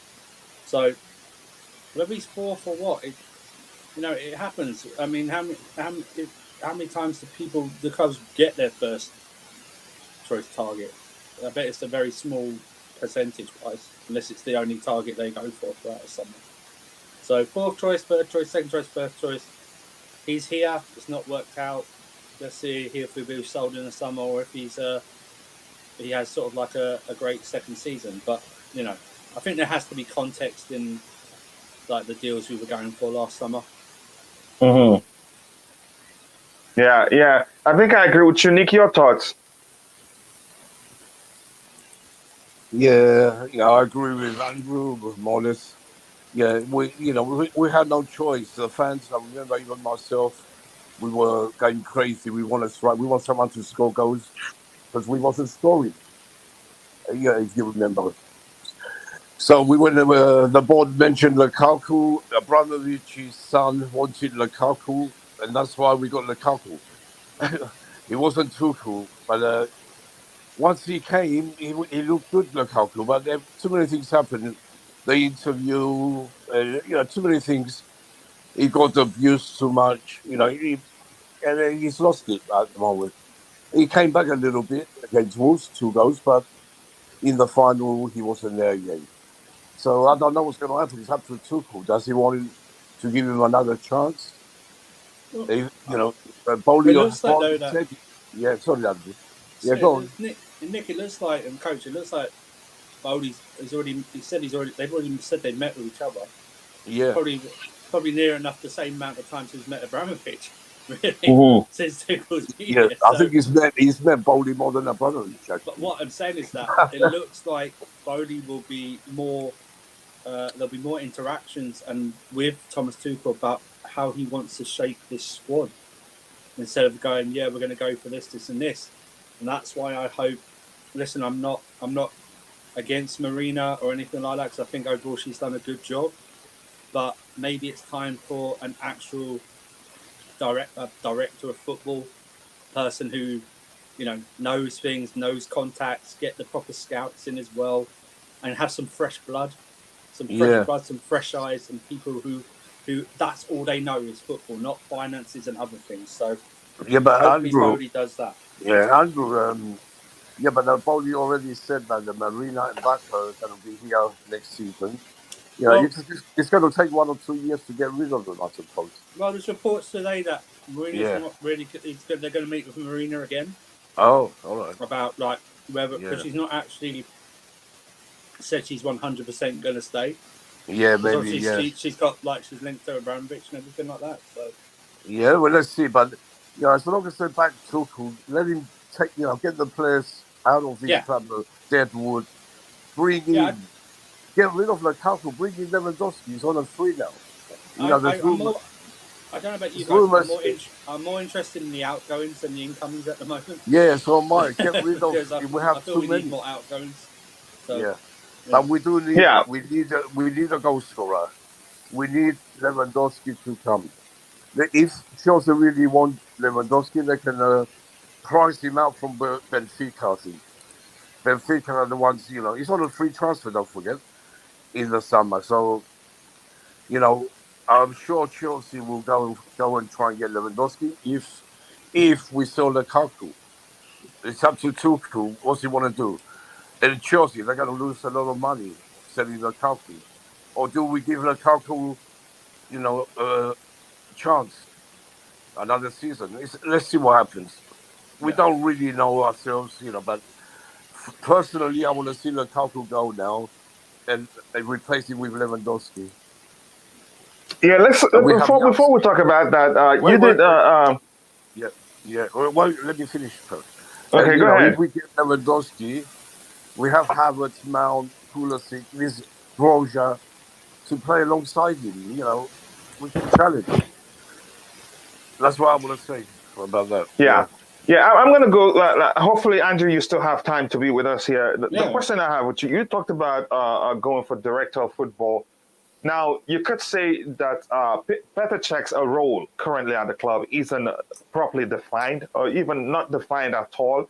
I know they call him performance director or something like that, which is an inventive role. One that is good if he remains. Don't you think we're better off promoting Petr Cech to that director of football role? He was a footballer himself, and I think you could argue he has the connection to reach out to players, whoever want to sign. And also, he has knowledgeable enough to help run the club properly from a footballing perspective. Your thoughts? See, the issue is, I would like someone who has links in loads of different markets, that knows the best scouts in all different markets. I don't know this. They've never explained if Czech does have that yet. Maybe the best course would be to get someone in and have Czech work with them closely. So he then builds up these relationships. He builds up his experience. For one day, he then takes that job. He then takes it over. Maybe that is. I mean, there's rumours about the guy from Monaco. There's rumours about the Campos bloke. There's rumours about the Liverpool guy that was there, that done all the deals for Salah and everything like that. So I just think it's important now to have someone like that really come in, really take a look at how the club is run, how the scouts are used. Why aren't they using this method and that method? Really have someone get there, because let's face it, all clubs really want to do is make money and spend as little as possible. So they want to sign the next, I hate this term, but the next Messi, the next Neymar, the next Zidane from wherever, right? Pay so little amount for them and then one day sell them off for a massive price if they want to sell them. Well, that's what they want to do. So they'd rather do something like that instead of outlaying hundreds of millions of pounds every summer for transfers. And also, it's also getting like gems we don't know about. I mean, I'm sorry, yeah, I don't watch the French league. Why weren't we in for Bruno Guimaraes? Why weren't we in for him? Why hadn't we scouted him? Why are we hearing reports that we thought Tchouaméni needed one more year? What, one more year to get better and then jack up his price? And now, he's even more expensive right now. Yeah, why? Okay, if you needed one more year, why didn't you have the foresight to go, you know what, Monaco, here's £40 million. We're going to pay you for Tchouaméni now, but you know what we're going to do? We're going to loan him back for a year. We're going to loan him back for a year or 2 years or whatever, right? Let him build up. Why didn't we do that? Why didn't we have the foresight to do that? Because that would have been good business, because now you're going to have to pay 70 or 80 million for it. And now we're currently in sanctions. Other teams have got a head start ahead of us. Liverpool now come into the race with Tchouaméni. They weren't there. Now, until we're sold, we can't do anything. The same, Nick wants Lewandowski. We can't do anything with Lewandowski until we are sold. Yeah, I don't particularly want Lewandowski because of his age, and I don't think he'll do well in our system the way we play. Yeah, but don't you think? Look at Ronaldo, 37. How many goals has he scored? I don't take age into. He's a world class striker. I don't doubt he can bang the goals. What I doubt is whether he can play in this system. I think the strikers and in the Premier League overall. Yeah, and I think the strikers dying out, coach. I want like inside forwards, like Salah, like a Mane, like a Luis Diaz. Yeah, but we have them sort of players. We have not exactly, not like for like. Yeah, but look, Chelsea traditionally we always had a number 9. We had a Costa, Drogba. I want a Lewandowski. Really, I love to have him there. But wouldn't you want someone? Nick, if they were available, wouldn't you want someone there that's going to be long term? Yeah, but I know what you mean. In 2 years, you have to get rid of him in 2 years. Yeah, but at the moment we need someone to score. Who's going to score next year if we don't get anyone? I agree with you, but everyone goes on about, I want a consistent front three, and that's good, right? But really, you want a consistent 2 out of the 3. The only thing I can see, the only way if we don't get Lewandowski, he's going to stick with Lukaku, and we're going to have to pray he comes good. That's the only thing we can do. Because we can't rely on Pulisic, Mount, Ziyech, or the rest of them. No one can have it even. They don't score enough. Here's the thing, Nick. Let's and hearing this, I don't know how truthful that is. Again, like I've always said on this show, we can always speculate. None of us work with the manager. None of us, are at the table where they talk. Before I continue, I'm going to like to quickly breeze through the chat, but I want to ask Tobago. I think you joined because maybe you have an opinion regarding what we're talking about currently. You go ahead. Speak your mind, Tobago. Yes, I want to say big up to Andre, and then I want to add on what he said about the Erling Haaland and Lukaku situation. Because we all know Erling Haaland was too way expensive for Chelsea Football Club. Yep. Also, Spurs are not doing any business with Chelsea Football Club. Yep. So that's why we end up getting Lukaku. So my other question, even Thomas Tuchel approved the Lukaku transfer. I know he might not be his first choice, but at the end of the day, he approved that transfer. If he didn't want Lukaku, he was going to say no, it's fine. We'll see next season. But due to what was happening around with pressure, all the strikers that are available, the teams can't release them, so we had to buy Lukaku. So the thing we're hearing that Lukaku is not signing and what, it's wrong. At the end of the day, that's the coach choice that he approved it. So I think Chelsea fans should be careful what they're saying about Lukaku was not Tuchel signing. We should have got Haaland. Tuchel wanted Haaland. Yes, he wanted Haaland. Should we overpay Haaland? And if he flops, they're going to blame the board also. Mm-hmm. So Yes, the blame shouldn't. Yeah, I think Tuchel has to take some blame there. Again, it's not. We can't blame just the scout. We can't blame Roman saying his son wanted him or Roman wanted him because Tuchel approved it. I don't think Roman was still. I don't think the club will write the check if Roman if they don't if Tuchel didn't okay it. But that is, by the way, I think we should move on from that Lukaku story. I will quickly breeze through the chart, and you make a good point, Tobago, and thank you for bringing it to attention again once more that Tuchel okayed the move. I will come back to the panel. Let me quickly breeze through the chart. We all know Thomas Tuchel wanted Haaland. That wasn't going to happen. So second option was probably Lewandowski, then Kane. These are options that clearly even the average fan will let you know these options aren't possible then. Why didn't we look at Vlahovic? And now he's at Juventus. And we could have gotten him even for cheap.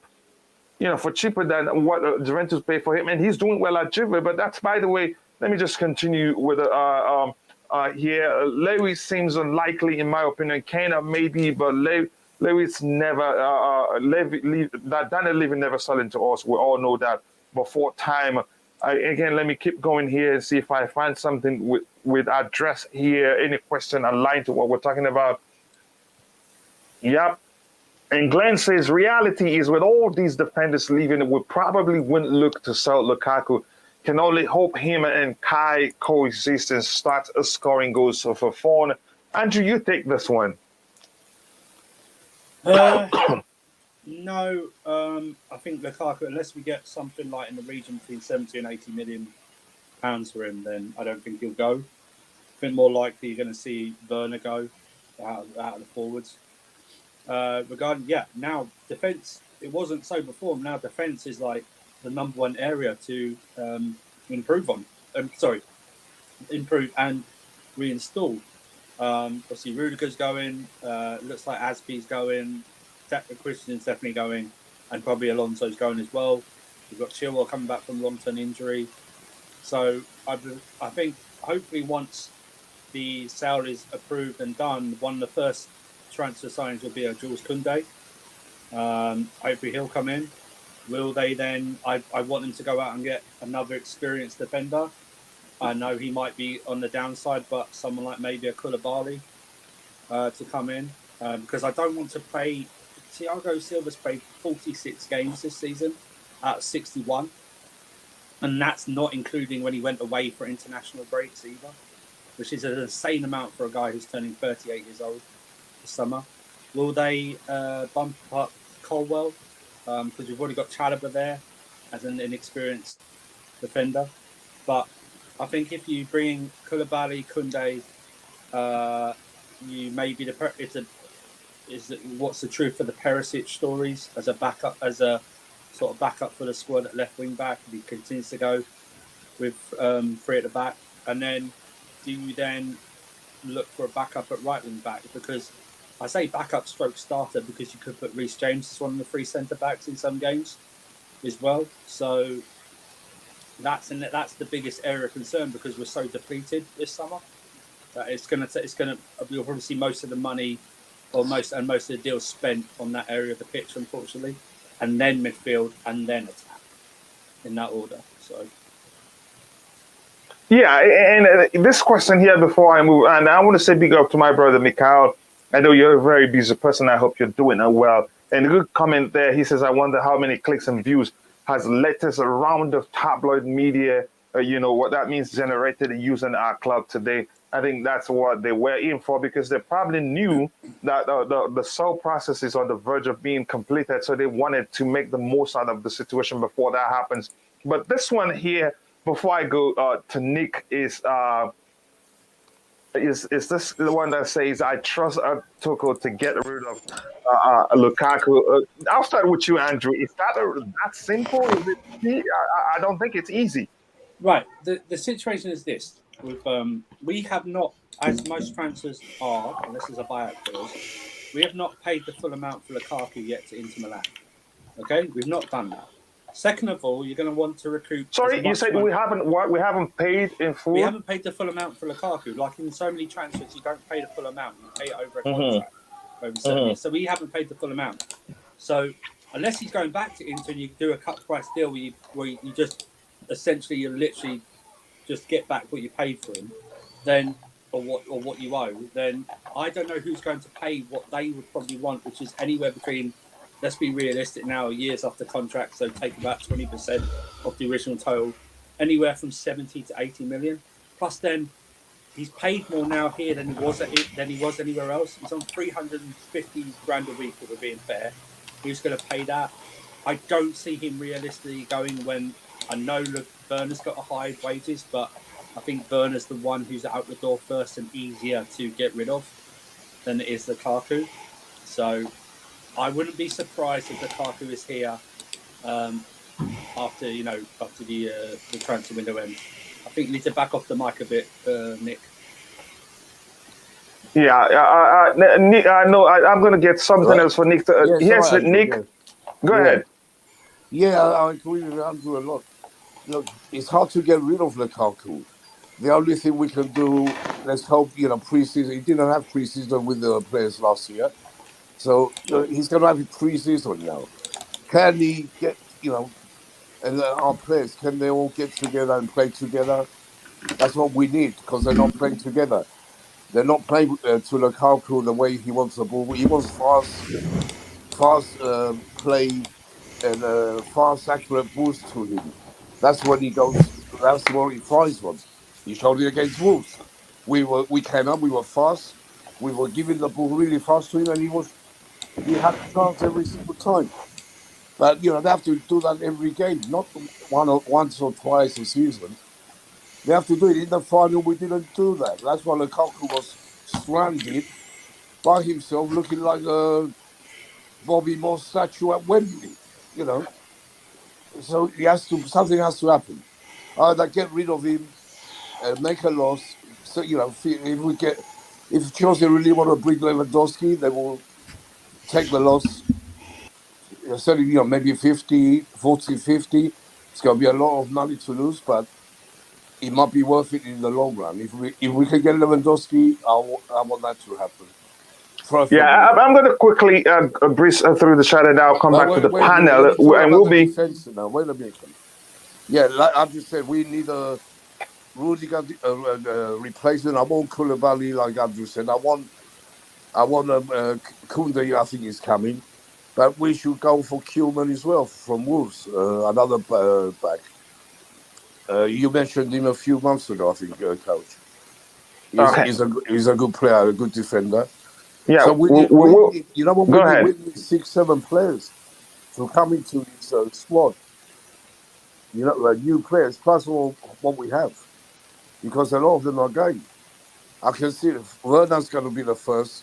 Ziyech could be going as well. Who else? Loftus-Cheek could be sent on loan or sold. Hassan-Odoi would be gone. So many are going. So let's see what happens. I mean, we can only speculate, but whatever happens, give me Lewandowski and I'm happy. Okay, here's a comment from my brother Josh, who says that Lewandowski ain't coming to Chelsea, guys. Don't get your hopes up, and that's the truth. Why? Because the guy's preferred destination is Barcelona, and it looks like he's already talking with them. And on a free... Yeah, but wait a minute, Coach. Wait a minute, look. Yeah, I know he said he wants to go to Barcelona, but it's up to Chelsea to price him out. I'm sure, look, Chelsea's a bigger club right now than Barcelona. Barcelona, what are they fighting for? They haven't got the team they had years ago. So, I'm sure if Chelsea won, they can get Lewandowski. It's up to the board. It's up to Boehly. All right. All right, let me quickly breeze through the chart. I'll come back to the panel, but I think I'm seeing things from the perspective of Josh here. And Josh, thank you very much for finding the time to join us here in the chat. I don't know your schedule because I know you're always busy and probably too early for you. For me, it's 3 a.m. when the show started. Probably too, it depends on the zone where you are in the U.S. But I will start sending you the link so that you can always join us whenever you have time. Let me see. Joshua says he's like an advanced scout. To be honest, I think he's talking about somebody else. I don't know, possibly. My issue. And here is Coach's Corner. Hi, everyone. Coach's Corner, how are you doing? And if you are in the chat or wherever you're watching from, if you haven't, we have just 45 likes. We're shooting for 100 likes before the show ends. The more you like the video, the more the YouTube algorithm will get triggered. Please like the video so that we can reach more people. And if you haven't, please do subscribe to the channel. We've gotten a few subscribers today, and I think we can do more before the show ends. And again, here from my brother Josh also, Monaco wearing interested in a loan back. Thought he may distract him from the season. I think he's talking about Chomeni possibly. Correct me if I'm wrong there. And again, yeah, here, coach, and here's Glenn saying he could be, yeah, and this comment here says we have the same problem in the United States. All the media outlets push their agenda, fake news. It is like that everywhere, and the politicians do know how to use them quite well. We have the same problem in the United States. I think you've said that before. And unpopular opinion, I don't like the way Marina treated Rudiger. She first offered him 140K per week. Really? Surprise, surprise. Again, let's talk about this, Matt. I'll start with you. Do you blame Marina for Rudiger's exit? Not really. I mean, I don't really have much sympathy for, someone like Rudiger. I think he, wouldn't say snaked us, but he wanted another career. Fair enough, but I wouldn't blame.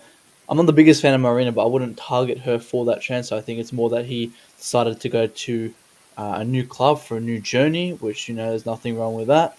And I think Marina wasn't willing to kind of add more money to the wage structure to force him to stay.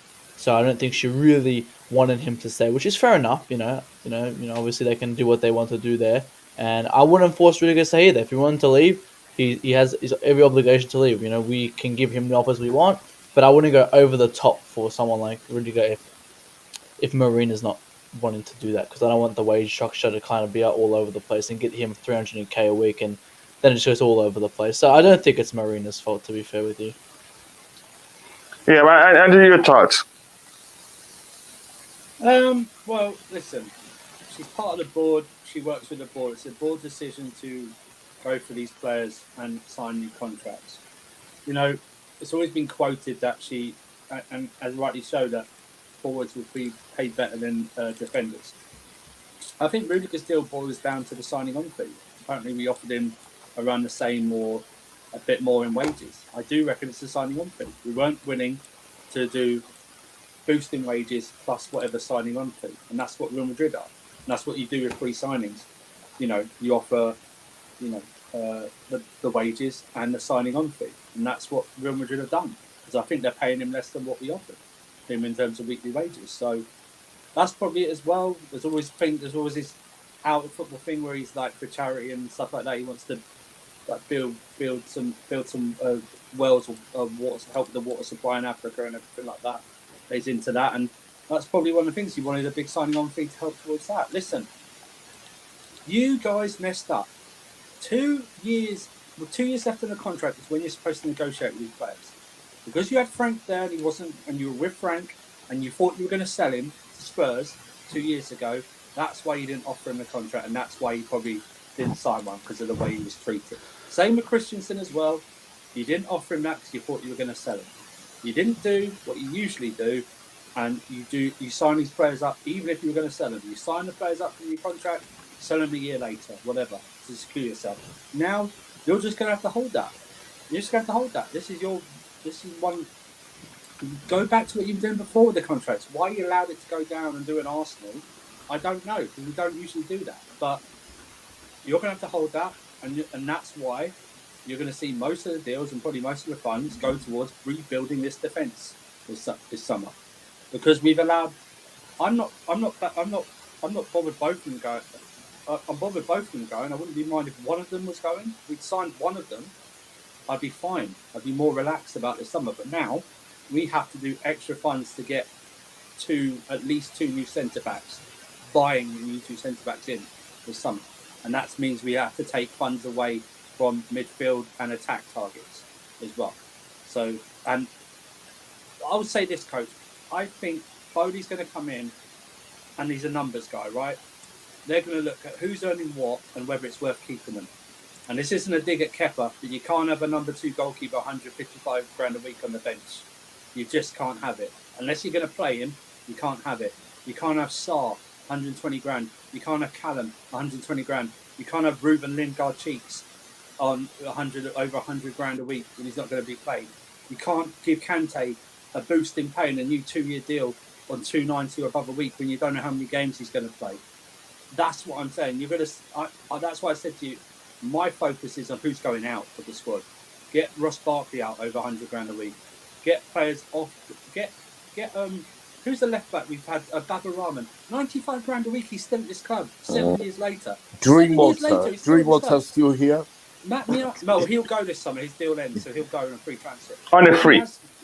Matt Miazga's still here from 7 years ago. Why are these players still here? Get them out. Bakayoko's coming back this summer because he was so rubbish at AC Milan. They didn't want to take him up on the second option. Batshuayi is coming back. Batshuayi is coming back. So while I'm still with you, there's something developing. I'll come back to you, Nick, regarding the topic we started, and I'm going to share my screen. Once I saw this from A. Suleiman, Trivago just deleted the tweet. I think now. Yeah. Do you read anything into it? And here's the page. This is where the tweet was. Is this a thing about Todd Boehly? Is there like welcome Todd Boehly? Yes. What did we discuss earlier? It was one of two ways. Either they're in the know or someone's pressed the button too early. And then Chelsea have gone back to him. You need to take this off because it's not. Obviously the announcement of the sale has not gone through. We're not doing anything or welcoming anyone until the sale's gone through. And you've gone ahead and pressed that. Whoever's decided, I bet you right now, whoever's decided to do that, there's going to be a sacrificial person at the Trivago who's going to lose their job because they could cause so much upset and could have risked. I know it might seem far-fetched, but like I said, they obviously pushed the button ahead before they were told to, and so it was one of those. We did say that, but someone lost his job now. God. I believe. Well, yeah, because there's always going to be someone. There's always going to be someone who has to fall. That'd be crazy.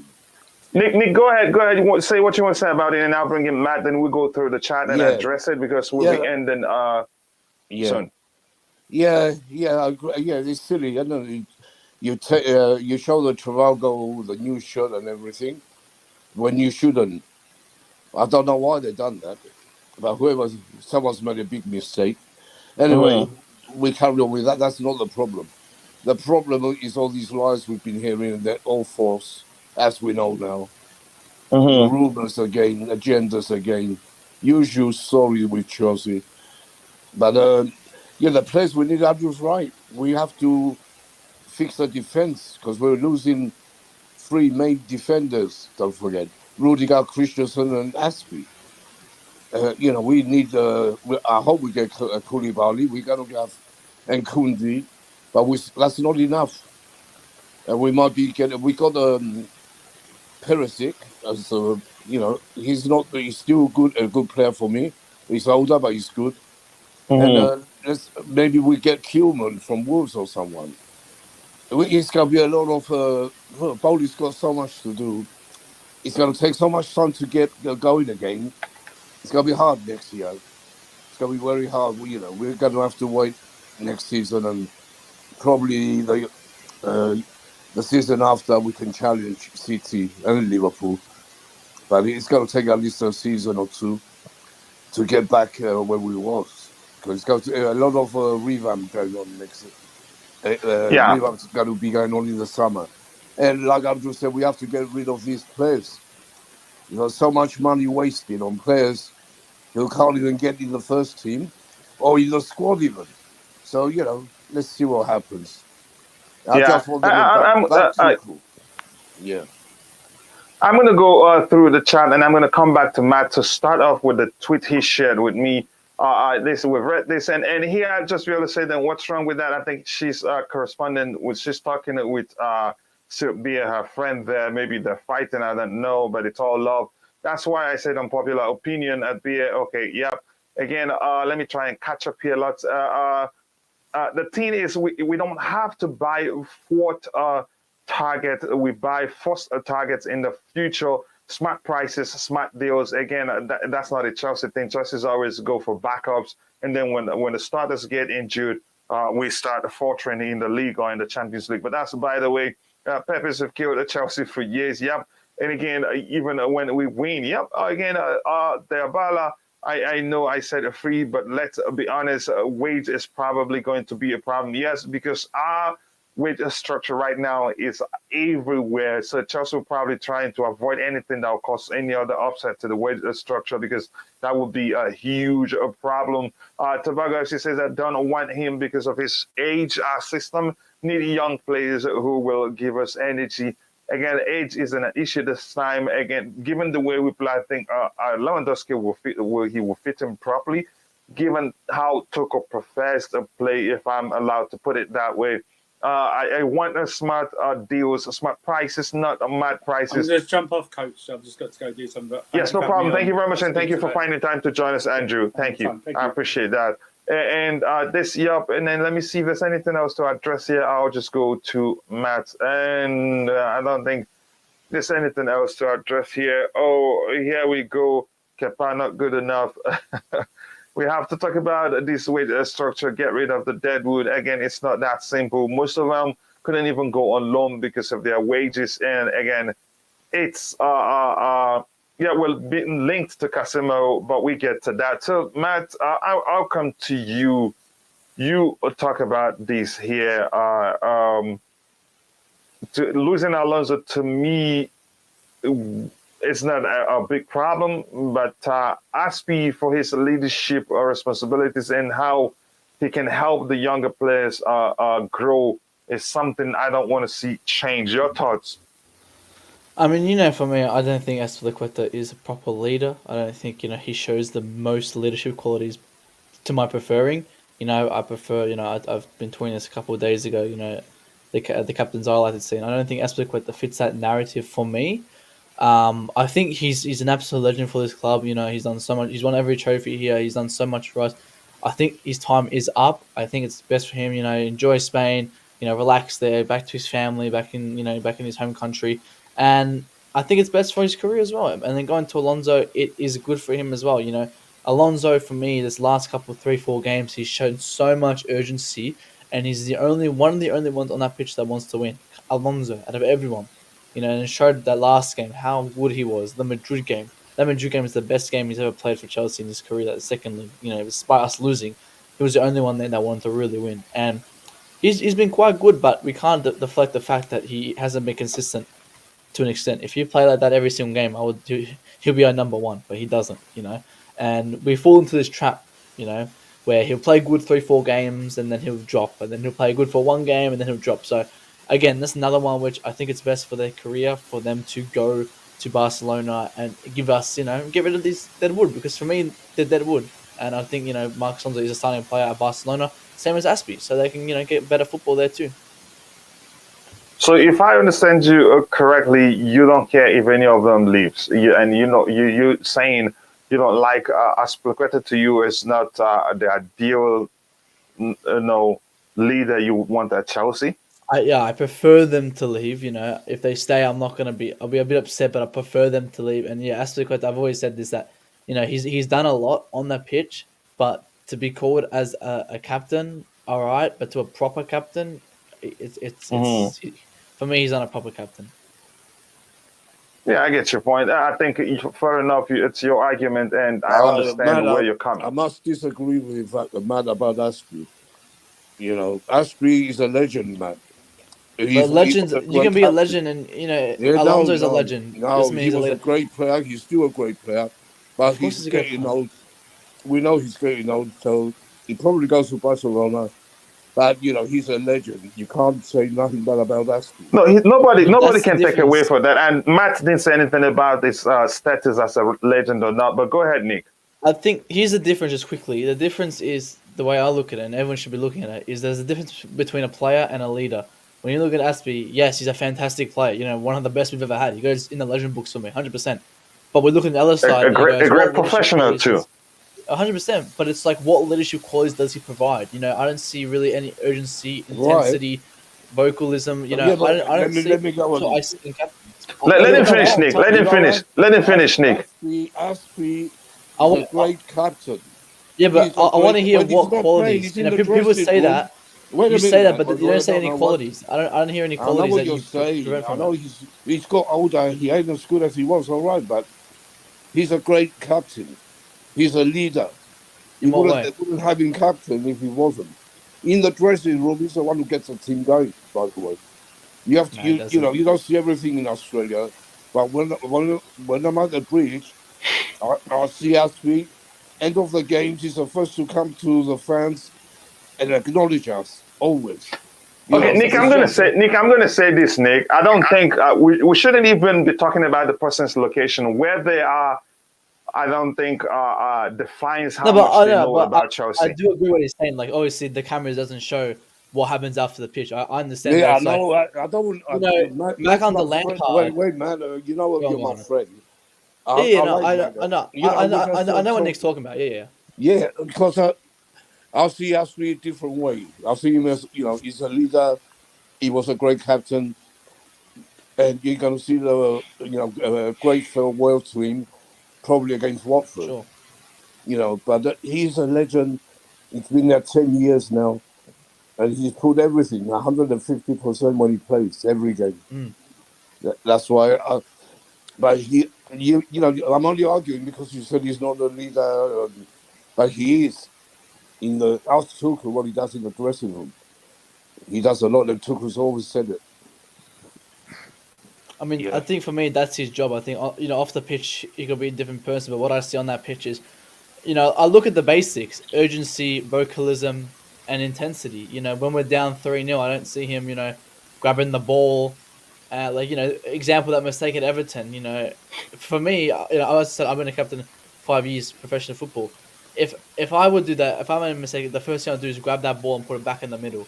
And I'll begin, roaring up Yeah, the players. Yeah, I I guess understand. everyone does I it understand your differently. point. yeah. We I have understand that he Showtime in the provides house, different and we qualities. have to bring him in, people. But go ahead, Go on. round off, Matt. I'll just Yeah, quickly but round off that. Obviously, he does show different qualities in a leadership, but it's not a proper leader. Where it's like top quality leader. I get it. He's the best probably leader we have, but he's not a proper leader and a proper captain in my eyes. Again, exactly that. Again, it's your opinion, but I'll come back and I have my opinion too, and I'll say it too. Maybe I'll start a fight with Nick, but I have to go to my brother Showtime. It's been a minute, brother. Long time. I haven't seen you in a while. I hope everything is okay with you. How are you doing, brother? Man, thank you for having me, Coachella. I hope all is well. Welcome back. You've been gone. You've Thank been you. missed. Big up to my OG there, Nick Blue, and Matt as well. Um, I gotta say, Matt, I hear your point, but I have to totally disagree. I don't know can you guys hear me clearly? Yeah, Yeah, we yeah. can hear you. We can hear you. Yeah, I have to disagree with you, brother.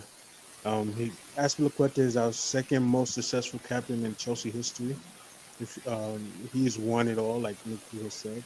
I mean, his time, he knows his role.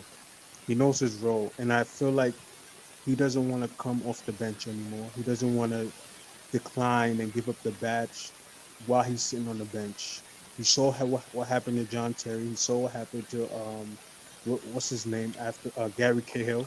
He saw what happened to them, and he's not ready to experience that. So for me, I mean, he can go, but it will be sad. This is not the sending off that I want to give Aspilicueta for his services, his due diligence and services. But I mean, look, Marina this guy is gonna do the best for the club. She's gonna put the club first.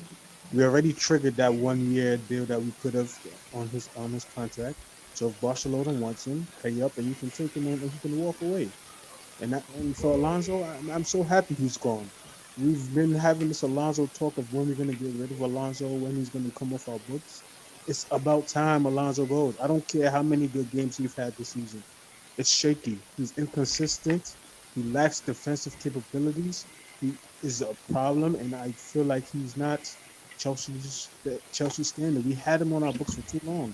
His time has come to an end, and I'm glad we can sell him and make some money back for him because we need to put that money in a fresh new left wing back who can be a backup to Chile because that's what we need. We saw what happened during the season when we didn't have Chilwell and we didn't have Reece James. We had to use Aspilicueta and Alonso back to back to back. and he brought in Kennedy to do what? To sit on the bench and do nothing. Alonso is tired and he has dead legs. Azpilicueta is old and his time is coming to an end. He missed the penalty where I was very disappointed in our skipper this week, and he missed the penalty, and I almost wanted to curse him out in Spanish, but I couldn't speak too much Spanish, so all I could sit down and watch him. But it's what it is what it is. It's their time. The Spaniards have come and they have to go. That's it. Yeah, it is what it is indeed. Again, here's my opinion here. First of all, Cesar Azpilicueta, no denying it, is an exemplary professional. That's one. And again, he gives you 150%, even if it's injured, so long as he's on the pitch. Whatever he can do is what he really cannot do. But whatever he can't do, he will give it to the club on that day until the man in the middle blows the whistle. In terms of leadership, to me, my opinion, you have your opinion, Showtime has his opinion, Nick has his opinion, Matt has his own opinion. In my opinion, he's not the ideal leader for me. On the pitch, he's a leader that leads by example. For me, I prefer a leader that can lead by example and is also vocal on the pitch. And that's what you see in John Terry. And the fact remains, I get the argument of True Blue really criticizing our second most successful captain. And again, I don't think he's the second most successful captain if we start to look at that. But that's, by the way, no taking away from Azpilicueta that he's an exemplary professional. No taking away from him that he's an exemplary servant to Chelsea Football Club since we signed him. No taking away that he's one of the Chelsea's most, shrewd signing ever, given how much you pay for him. No taking away the fact that he gives 150% no matter the situation. No taking away from him that he's a leader. But to me, an ideal leader for me is one who is vocal when he leads, for example. To me, he only leads, for example. Maybe he speaks in the dressing room, but I don't know. I want a leader who's very vocal on the pitch also when we're playing a football match. To me, I don't see him there. Again, that's my opinion. But that is, by the way, I understand everything for us. Do I want him to leave? No. I think there is something that I think we only have, in terms of we've made that mistake when we transitioned from the era of Didier Drogba, Frank Lampard, Michael Essien, Jean-Michel Obi to the era of Oscar and those younger generation when we're starting to look for players with more flair rather than grit and commitment. I think the mistake we made then, we let go some of the guys that would have helped us maintain that grit, that spirit, that kind of never die attitude that we had in the Chelsea players that played under Jose Mourinho, but we let them go. So we weren't able to transfer that, that grit, never die spirit that we had in them to the subsequent generations, and we still like that a bit. Remember, under Jose Mourinho, then when we play teams that aren't doing well in the league, you can be rest assured we'll beat them. But these days, the players we have, when we play teams that you think we're going to mop the floor with, you hear about Charity FC, and it's well and truly inexistent. Those are the games we lose. So you see, so that's important. That's why my point is, it's important that we keep Cesar Azpilicueta. I think he has that spirit. He has a never die that spirit. He's the leader in his own right, given that he leads by example. He's an exemplary professional, never complains. He hardly gets injured. Also takes very good care of himself. That's one of the reasons why I'd say let's keep him. He doesn't necessarily have to be starting games for me. Again, anybody else want to say anything to just what I said? And then I'll try. I just want to answer True Blue. Let me say something. Hold a minute. Yeah, you said everything you said, Coach, is 100%. I agree with it. He's not very loud on the pitch, yes, but he is. He's a great legend. He's a leader off the pitch. He's not. He's a leader in the dressing room. And I want him to stay another year, hopefully, to be on that bench and he knows what to say. In the dressing room when we're down, or we can bring him on in a big game. And he still has a lot of football in him. I hope he doesn't go, but it looks like he might go. But I agree with you. Yeah, 100%. He's not that sort of player who's going to shout too much. If you remember what happened with Kepa, with was it Sarri? You know, in the League Cup final, and Aspie didn't go. Aspie was the captain. He should have gone. That's That what was I a turning think. point for me. Yeah, that was a turning point. He should have gone and tell Kepa what to, just drag Kepa away. No, you're not staying on. Fuck off, like Terry would have done. That's Language, the only thing, language, that's the only language, wrong Nick. thing he did for me. Out of I mean, Terry all said his it. pennies. Terry said it in the interview. He said he would have dragged him Yeah, by the I ear. know. I've heard what Terry said.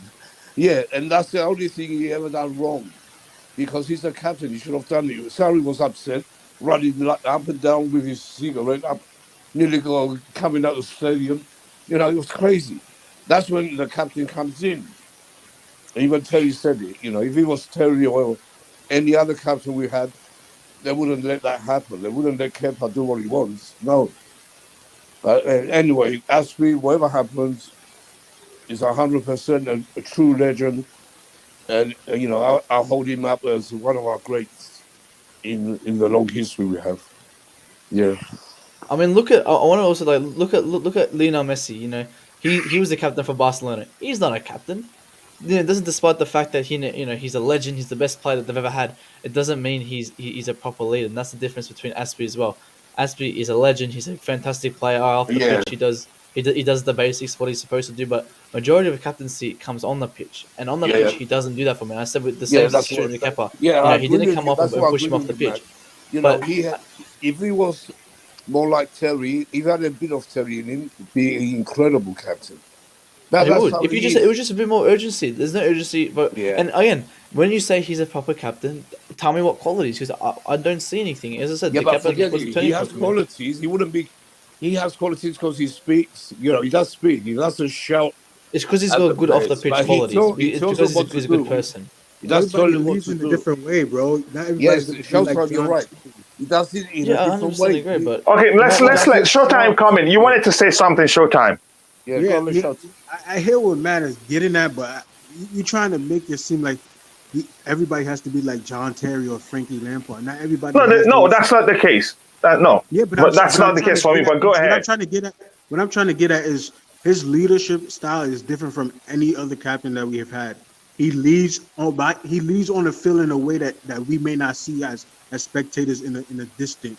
He may lead on the field where we don't see. Like there's certain things the camera doesn't pick up. He's a lead. Actually, he's a leader. Like you said, he leads in the dressing room and he leads on the pitch. I see. When we're down a goal, he's always clapping his hands like, "Hey, pick it up, vamonos, let's go, let's go, let's." He's not down. He's not putting his. I don't think I've seen that. But Yeah, I mean that's you see, you haven't seen it, but I've seen him. I've seen him done that a couple of times when they've scored a goal on us. He's like, "No, let's go, vamonos, vamonos, let's go, hola, hola, let's go." You know, He picks up the he ball leads. from the net and he goes, "Let's go, come on, chap." Yeah, he leads in I'll a see it different every way. time. I'll see it in real life. And Golo Kante, Here's the thing. he's a Here's the captain. thing. N'Golo Go Kante ahead. is a Go ahead. captain. How does N'Golo Kante lead? And N'Golo Kante is a captain by his actions, not his words. You're gonna tell me so N'Golo Kante doesn't deserve the captain bang because you don't see him screaming and shouting all the time? No. No, if you remember, Showtime, brother, I don't mean to cut you off. I said, to me, in my opinion, he's not my ideal kind of leader. I want a leader who will be very vocal on the pitch. yeah, Usually, let me tell you something now. I started having Maldini. issues. With Cesar Azpilicueta. This is not me blaming Kepa Arrizabalaga because I love him. When Kepa refused to leave the pitch, there's nothing you can tell me that will make me believe if Cesar Azpilicueta really wanted him to leave the pitch, that he can convince him to leave. They're all Spanish international, and they communicate, see each other off the pitch. That's another perspective. And I've seen him on occasions. There are things you don't see from my kind of leadership, the type of leader that I prefer. When your teammate makes mistake, you don't show dissent. You urge them on, you clap. I've seen him pointing like something like showing something I would call dissent on occasions. But that's different. Again, my point is this. He's not my ideal type of leader. Is he a leader? Yes, he is. And why do I say I want him to stay? I want him to stay because he's got the grit. He gives you 100% whenever he's here. He leads by example. I did say that. I am not saying again, and again, coming to this comment on the screen from True Blue, Coachila, go and tell me, no, listen, if I'm wrong, tell me I'm wrong. I'm not perfect. I just said if you look at it, we'll find out maybe there's a chance it's not the second most successful. But given what he's won, there's a chance he's also the most successful. Just tell me blunt, be blunt about it and not perfect. I don't know everything. Say, yeah, he's the most, and tell me why he is, then other people can learn with it. So, Showtime, I hope you get my argument. I'm not saying he's not a leader. He's a leader, and we need him to. That's why I said we need him to stay. There's a lot new players and younger generation out of the club can learn from him. And I'm going to repeat myself. He's an exemplary professional. He gives 150% even when he's injured. Yeah. You see that. He never complains. Yeah, exactly. That's why we want him to stay, Coach. You said, what you said is 100%, you know, and you're right about Kepa's situation because, you know, they're from Spain. They played together for the national team and he didn't go again, take him off. Simple as that. He should have took him off. Really, yeah. For me, that Kepa situation, I really don't. I don't think that any right person would have the right to tell Kepa to get off. No, the captain has. No. But the Kepa was determined to stay. It wasn't. When It was the manager has lost it. That's Power Charles. When the manager has suddenly lost it completely, he didn't know what to do. So the captain, because Kepa was determined to stay. That's the whole point of having a captain. When an individual has that type of grit to him or that type of arrogancy, because Kepa was being arrogant in that moment, he was determined to not get off the pitch. Like, no, I'm good. I don't want to leave. There was nobody. For me, there's Nobody was telling him to get off. Wait a minute. You should, Ashley should have gone and grabbed Kepa by the. Yeah, but he didn't. And dragged him out. Off It didn't seem as if he persuaded him seriously. Yeah. I don't think he was even there. Was Ashley even there? It looks like he was just looking at That's the point, Nick. That's the point. Any captain would have done that. If Astrid wanted to keep off the pitch, he would have done it, but he didn't. That's what I'm saying. Times have changed where you could drag players off the pitch. We're not saying drag. Showtime, we're not saying drag. I'm saying drag. Well, currently of the pitch, but Kepa was that determined and had that motivation to play. He knew he was better than Cavalier. Exactly. It doesn't matter. If that was Roy Keane, you think Kepa's going to stay on? 100%. Look, no way. That was the only mistake, and I don't blame Ashley at all. I can't blame Ashley for the situation. No, I just use it as an example. Go ahead, Nick, and then we'll bring Showtime in. Showtime has something to say. Go ahead, Nick. Yeah, I'm just saying that that's the only thing he ever done wrong, and I forgive him. I forgave him at that match, but I was really pissed off because he didn't do his job. You know, he should have get Kepa off. Sarri lost complete control. Don't forget. And when the manager is not there, the captain takes over. John Terry said it in the as a pundit that day. You know, that's obvious. I love Ashley. I know Showtime what you're saying, but no, football hasn't changed. We have captains for a reason. And that's the reason we have a captain. Otherwise, what's the point of having captains? Yeah. And I'm going to let Showtime come in. And Showtime, my argument is they have good relationship on and off the pitch. They all know each other very well. And believe me, has Azpilicueta persuaded him enough, he would have left the pitch. The thing, my theory then was that actually he probably told him don't go. If you ask me, again, that's my theory. I wasn't there. I wasn't on the pitch. I heard nothing. It's just me. I think exactly. Because there's a chance. The players were against Sarri. They didn't want Sarri, don't forget. Exactly. So there's a chance that was the case. But I love Kepa, believe me. I love Kepa even more than Mendy. Everybody that comes to the show knows that. And I want to say, thank you here for the correction here. He said I'm wrong. Cesar Azpilicueta is the most successful Chelsea captain, because exactly. So thank you. That's what I want. I'm not perfect. That's why we're here. We're not talking about. And if I'm wrong, let me know I'm wrong. Go ahead, Nick. Let's bring in Showtime. Let me just say 1 minute. Truthfully, we're not talking about how many trophies he's won. We're talking about the person as a captain. Exactly. Take away his achievements aside. Look at the quality he is. We could possibly. Thank you. And he's our legend, but captaincy is a different story. Thank you very much for clarifying that. Go ahead, Showtime, brother. Go ahead. I mean, I hear what you guys are saying, but Okay, so despite the Kepa situation, that I don't remember the match, but when we had a penalty in the last seconds of the match, and he grabbed the ball and he shielded and he made it seem like he was taking a penalty, and he gave the ball to, I don't know who he gave the ball to. Mount. I think Mount or Tammy. Was it Tammy? I remember that. It was recent. wasn't Kai. it? It was Kai. You're talking about the Club World Cup.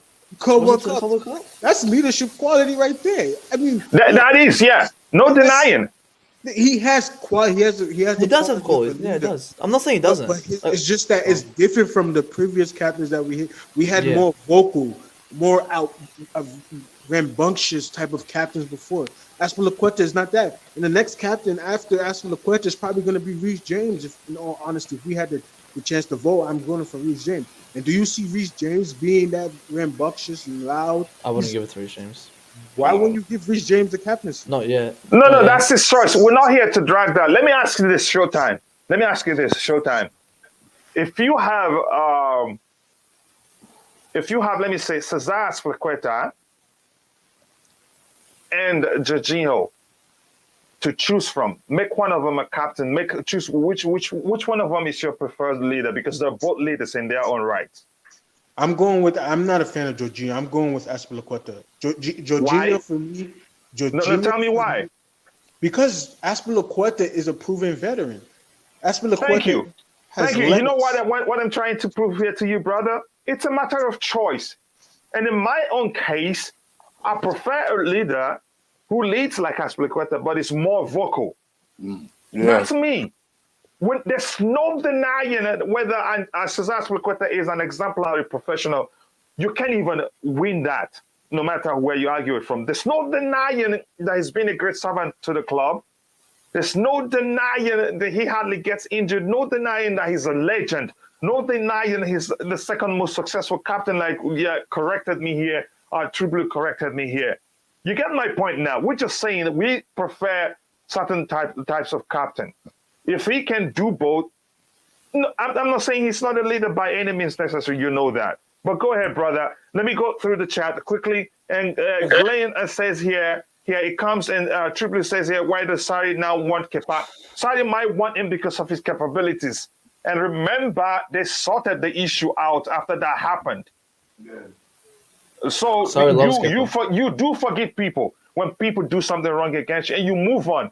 And I think Sarri will prefer his quality over what happened that day, because he's a quality goalkeeper no matter how we see it. I am really tempted to comment the panel. You should whenever you can, because I know you know what you're talking about. And when you're on the panel, yes, it makes sense for us to have differences of opinion. We learn from each other. I just learned from you, and you just proved it to me that Kepa, maybe to a certain extent, that Cesar Aspilicueta is the second most successful captain in terms of what he's won. But we're talking about how he leads.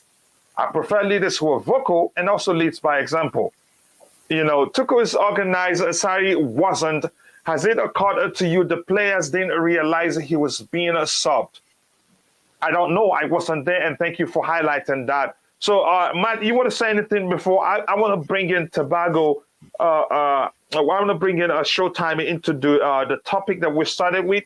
But before I continue, I want to ask everybody who's watching, wherever you're watching from, we have 46 likes, and in a bit we'll be rounding up. But before we round off, we can actually reach 100 likes. It's up to you. Share the video, like if you haven't, and also subscribe to the channel if you haven't. And look at the Twitter handle of everybody on the panel. Matt Zivoli, he has a new channel, one of the fastest growing channels. Go check it out and make sure to subscribe. And also we have my brother here, Showtime. Do follow him. That's his Twitter handle. That's Matt's Twitter handle. Showtime, I hope that's your Twitter handle. Oh no, that's not my Twitter handle. That's just my love for Marina Graninskaya. I understand. Okay, I will make sure to provide your information the moment the show ends. Showtime, what are you going to do when Marina goes? I heard she wants to go with Roman. I mean, it depends on when she's leaving. If she leaves after next she might season, stay one more year, but I think she's going with Roman. She said she fancies Roman more than you. Sorry. I'm a true blue for life, so I'm just gonna follow. I know you're a true blue always. True blue. But Marina is going. And if Showtime started with, if I don't see anything, Marina's picture or him saying anything about Marina, I'd ask him for his ID. You know. Yeah, but that's by the What are you way. gonna do? Let's Are you gonna let's have to get back find to it. someone else? Showtime, you have to go and find someone else because that song is gonna be missed, Murray. When you disappeared, I was wondering what's happened to Showtime. Yeah. I even text you and you didn't text back. Yeah, I No. think he's not been available for a while. That's Yeah, probably Yeah. the case. just personal reasons, All right, I know, I gather that, but you remember I did text you, see where you was. Yeah. I did respond. You didn't get my message? Yeah, I got it once. Yeah, Okay. Yeah. yeah, Yeah, no, Showtime. okay. Yeah. Short time. Let's swing you back to the topic we started with, and I hope just realize taking notes where we switch topic because we want to add timestamp. Some people have requested since the show is long, and we say we're going to continue to be this long until the sales process is completed. I want to bring you up to a part, take you back to what we started with, and we started with the discussion of what was going on regarding that Roman is doesn't care whether the club goes down as long as he gets he gets his wish. And then we see some developments. One was one of the tweets, but the tweet is no more from I think it's this tweet here. I think this will never go away no matter what happens because it's a part of tweet by Simon Phillips. But the main tweet itself is gone. Trivago deleted the tweet. I don't, and like what's his name? Andrew said we shouldn't read too much in it. I wouldn't read too much in, but that makes the whole thing suspicious. But let's start you by looking at what has been going on, the rumors that's been going on in the past 24 hours or a little less. What you heard me say. Your thoughts on that? We know it's absolute nonsense, but in something that became suspicious. This tweet here that says, "Welcome to the Chelsea family, Todd Boehly by Trivago," which is one of Chelsea's biggest sponsors, and then they deleted the tweet later on. Your thoughts are Showtime. Look, the news that came out yesterday is just propaganda. How I won't bring out. I don't want to talk about political ideas and all this other stuff. It's not a political show, but I will say this: they're trying to make Roman seem like something he is not. They're trying to force this oligarch or he's a Putin associate agenda so far up there, you know what, that is backfiring on them because the Chelsea fans aren't going against Roman Abramovich. At the end of the day, Todd Boehly should come in and he should firstly build a statue outside of Stamford Bridge with the statue of Roman Abramovich for all of his support and all of he has done for this club. Secondly, Todd Boehly is the new owner. We know that. But the fact that they are delaying the process due to some misunderstanding within where the funds wants to go, it's Roman Abramovich funds. You cannot tell him which escrow account, or where he wants to put his money. He doesn't trust the UK government to put his money somewhere else. So he should have the right to put his money where he wants to put his money.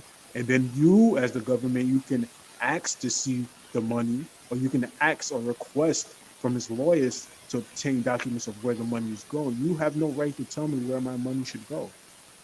And I'll end this by saying this: Roman Abramovich has done numbers for the UK in general, despite their government. Yeah, unfortunately, they don't care about that and didn't even consider that. Show some remorse and show some dignity to Roman Abramovich for all he has done for you guys during COVID alone. He opened his hotel for your workers without any compensation. He has done numerous of great things in the face of hatred and backstabbing from the UK government. This is all propaganda. The sale will go through before the end of the month, and Todd Boehly needs to come in and quickly build a statue and bring in and spend some money. If this American doesn't spend at least 200 million within this first year, then there's a problem. Then we're gonna turn into that small club in North London. They call themselves they were fighting for top 4 and they celebrating because they making it to Champions League. And look at them now; they're in the 5th place. Small club energy. We want to win, and if Todd Boehly wants to win, he knows what to do.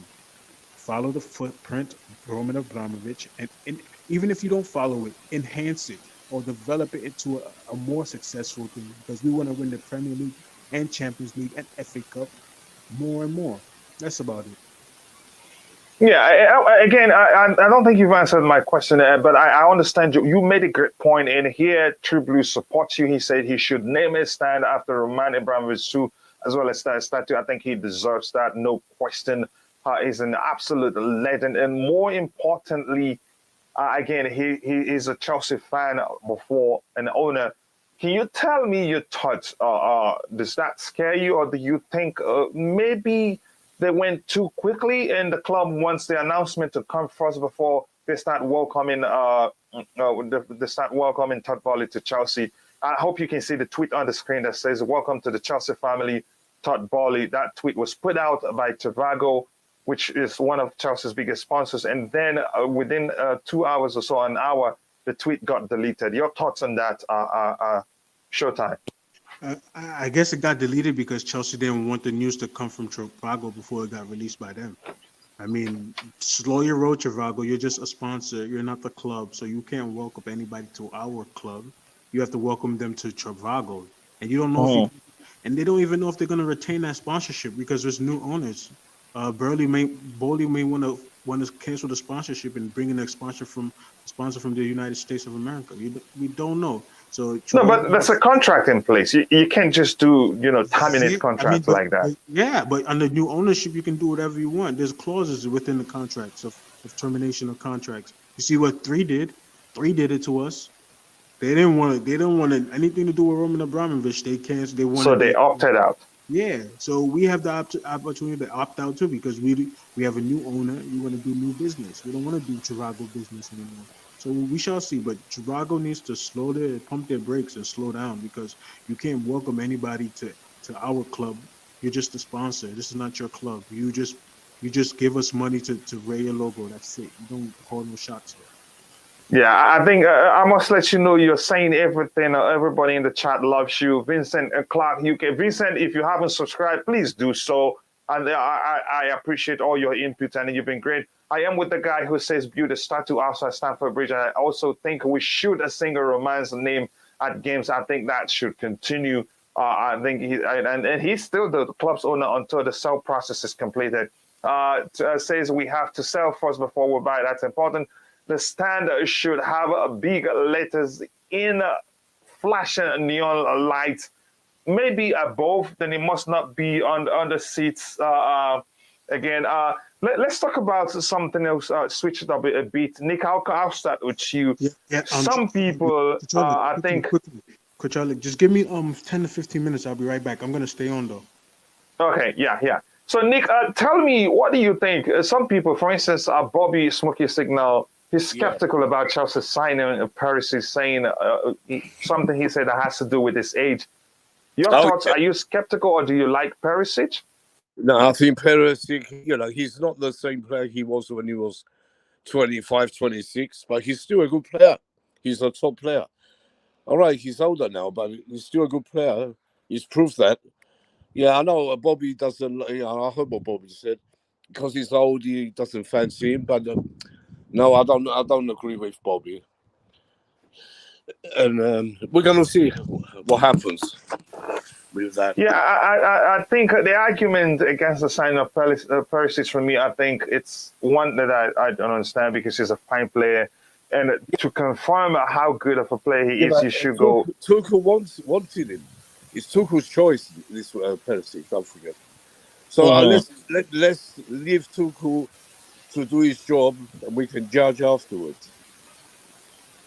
Yeah, I think Perisic will make a good player addition for us. That doesn't mean we can have 3 players in that position. Given his age, if you pay him well, I think he'd be willing to stay and help nurture, the growth or help push the other players to get them to perform even better because he's such a fine player. And remember, his age, I don't think is an issue. I think it's True Blue here that said something about the ages of players who's been doing quite well in some of the biggest leagues. Check out Modric, check out Zlatan, who's 40, check out Thiago Silva and others.